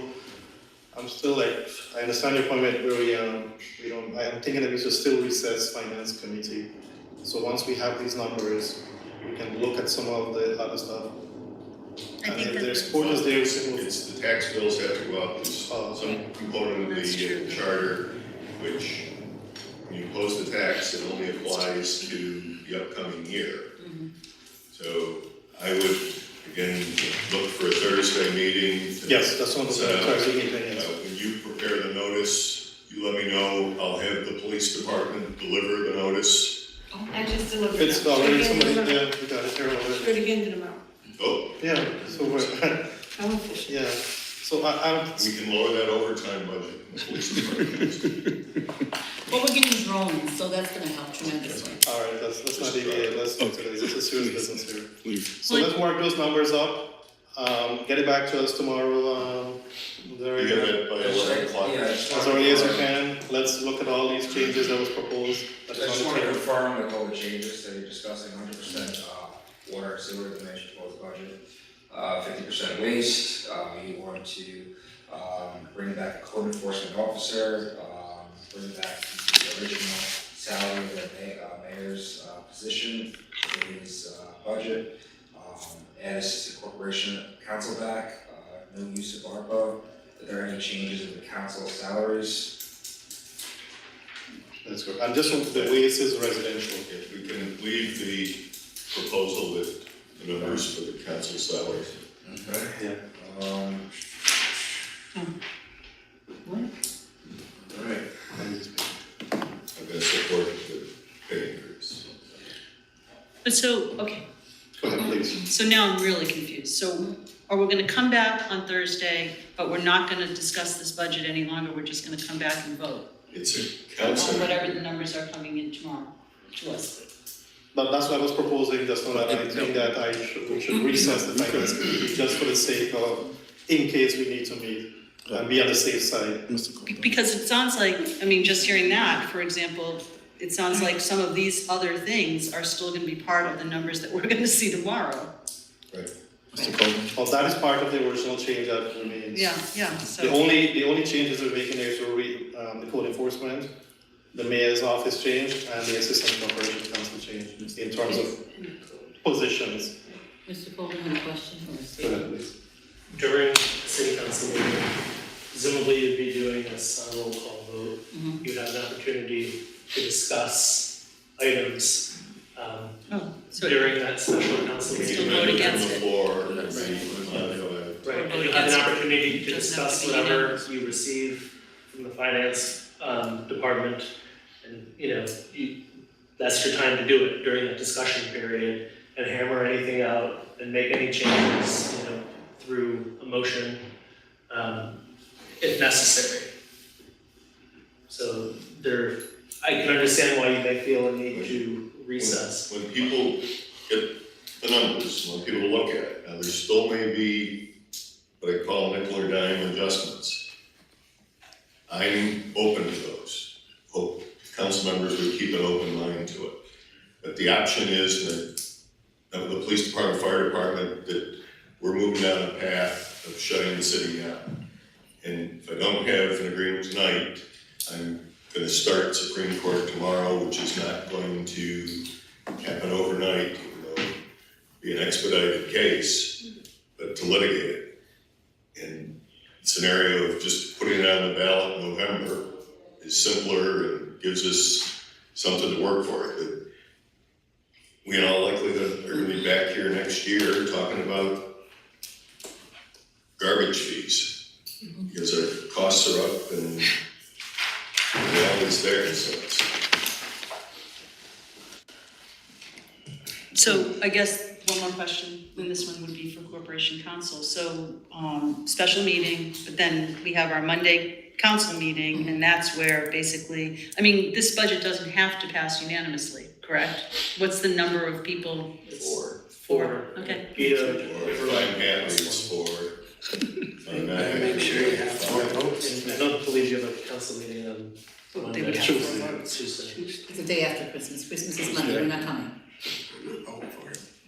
Well, there's 7 of us, 3 of That's us what I'm saying, probably you gotta won't make sure vote you for have it. 4 votes. Right.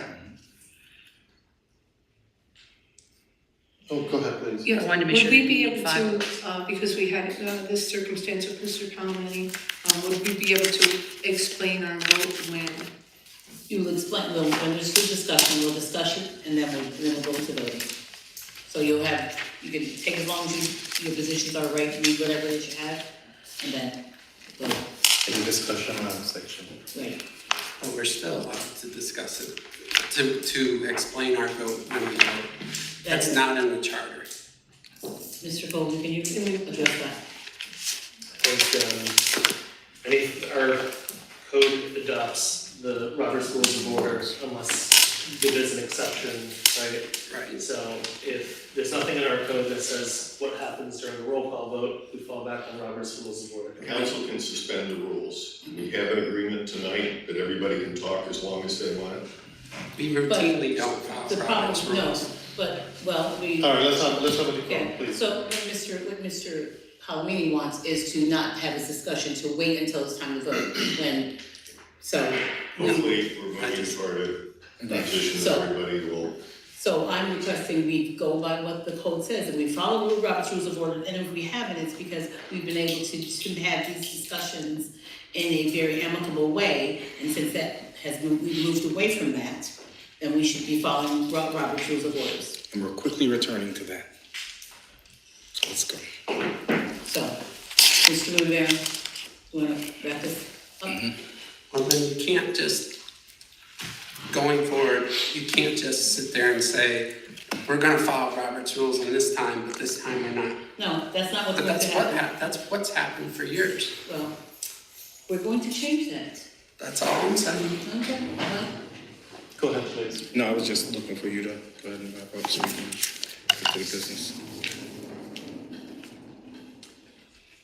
So it seems like we already got the notice of a meeting, so then I guess you would just be, so you don't need to recess?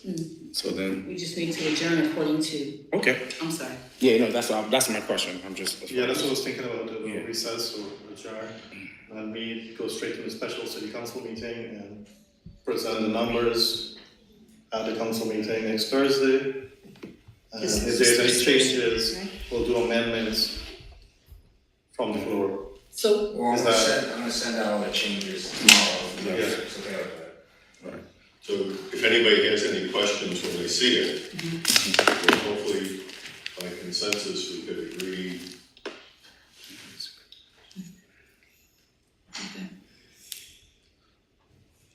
So yeah, motion to adjourn, I'm sorry.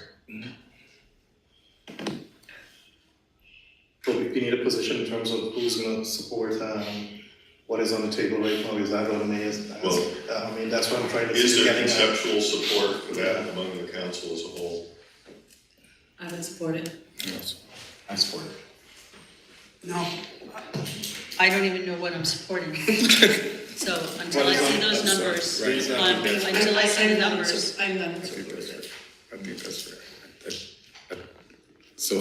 But I don't think it really matters. I guess what I'm trying to say is I don't really think it matters, honestly, and, Just more than because that. you only need One 4 person talk votes. at a time? You only need 4 votes, so I think, you know, I'd like people to think about their position and taking the big effort to come to this point. And would appreciate a 7-0 vote. I mean, my position was very clear from the beginning of the budget that in terms of fees and taxes increased towards, and taxpayer has to bear the brunt of it. It is no secret that I made objection to that from the beginning all the way to the end of it. I'm sticking to that in terms of what. But at some point, we need to compromise, and that's what we need, budget negotiation, compromise. We can't dig our heels in the sand and say, well, I support this, and I'm not gonna do any single thing. I mean, I appreciate Mr. Farley and the mayor discussion. I wasn't expecting so much of increase. I thought maybe we would, meet in the middle. But in the sake of compromise, that's what we all should do going forward. I am gonna reluctantly support this.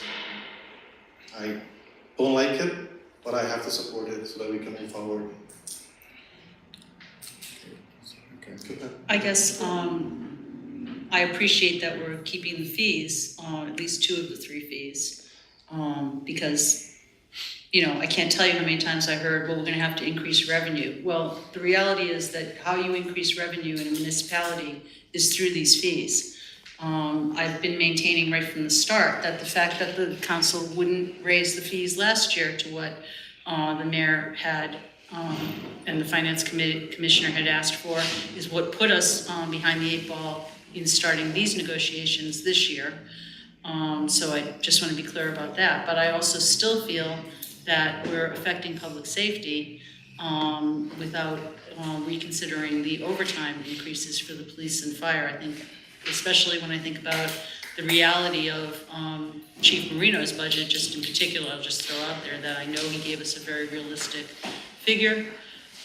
It's true that, I just have to say that we'll be back here in April, basically making an amendment to put more money into the overtime if we don't pass the overtime now. We're gonna need it. So, I understand compromise, I definitely do. But I just have to state for the record that this process was incredibly flawed, and I don't know. Well, I mean, we said it is flawed. I mean, we all as a council should get more involved. We had some meeting here and there is maybe 0 communication from some members, that no participation. Participation was so minimal in terms of what presented, what we wanted to offer. Is there anything? So we talked about that. Yes, we increase fee, but then we gotta look at the taxpayers. We cannot continue. We cannot just continue to say, okay, we're gonna increase, maintain service, increase service, and pass it on to the back of taxpayer. We have to look, we as a council have to look, how do we expand our revenue? Look at fees, the old fees that we have structured. Look at how we go back and look at the pilot project. I don't know, we need to discuss that. How can we be able to address some of those things? Expand our revenue. We as a council should do that. Then we gotta stop looking at passing it on to taxpayers, tightening our belt. We need to talk to department heads. Not we, I'm just making a statement. The department head needs to look at tightening their belt. We cannot have out of control spending year after year. How do we claw back on that? and let's say, let's be accountable. Those are the things. We here as a council represent our taxpayers. And we cannot continue to do that over and over every year. What is the purpose of us here? So I just want to say that, again, I think that the conversation is starting to become a little circular. And I think that I don't want to invalidate anyone's feelings or experience that they have gone through at the table or otherwise. But at this point, I think that there's a reasonable action to be taken ahead of us. I would just urge the council to let's move in that direction. And there will be time for discussion. And I think that we discussed it at that time. But at this point, I would just urge us to call for adjournment. Allow this gentleman here to do his job, and then let's reconvene. Just want to announce this before we adjourn, please, so that the public is aware. Do I have one? You just want- Thank you. So we will adjourn finance, and then we will call for a special city council meeting on Thursday, December 21st at 5:30, right here at City Hall, 105 J Street, room 110. And the purpose would be for the Schenectady City Council to pass the 2024 operating budget and capital budget for the city of Schenectady, asking that all city council members be present. If you have any questions or you want additional information about this, you can contact our city clerk, Samantha Maiku, at 518-382-5195. Okay, motion to adjourn the finance committee. Second? Second, all in favor? Aye. We're adjourned.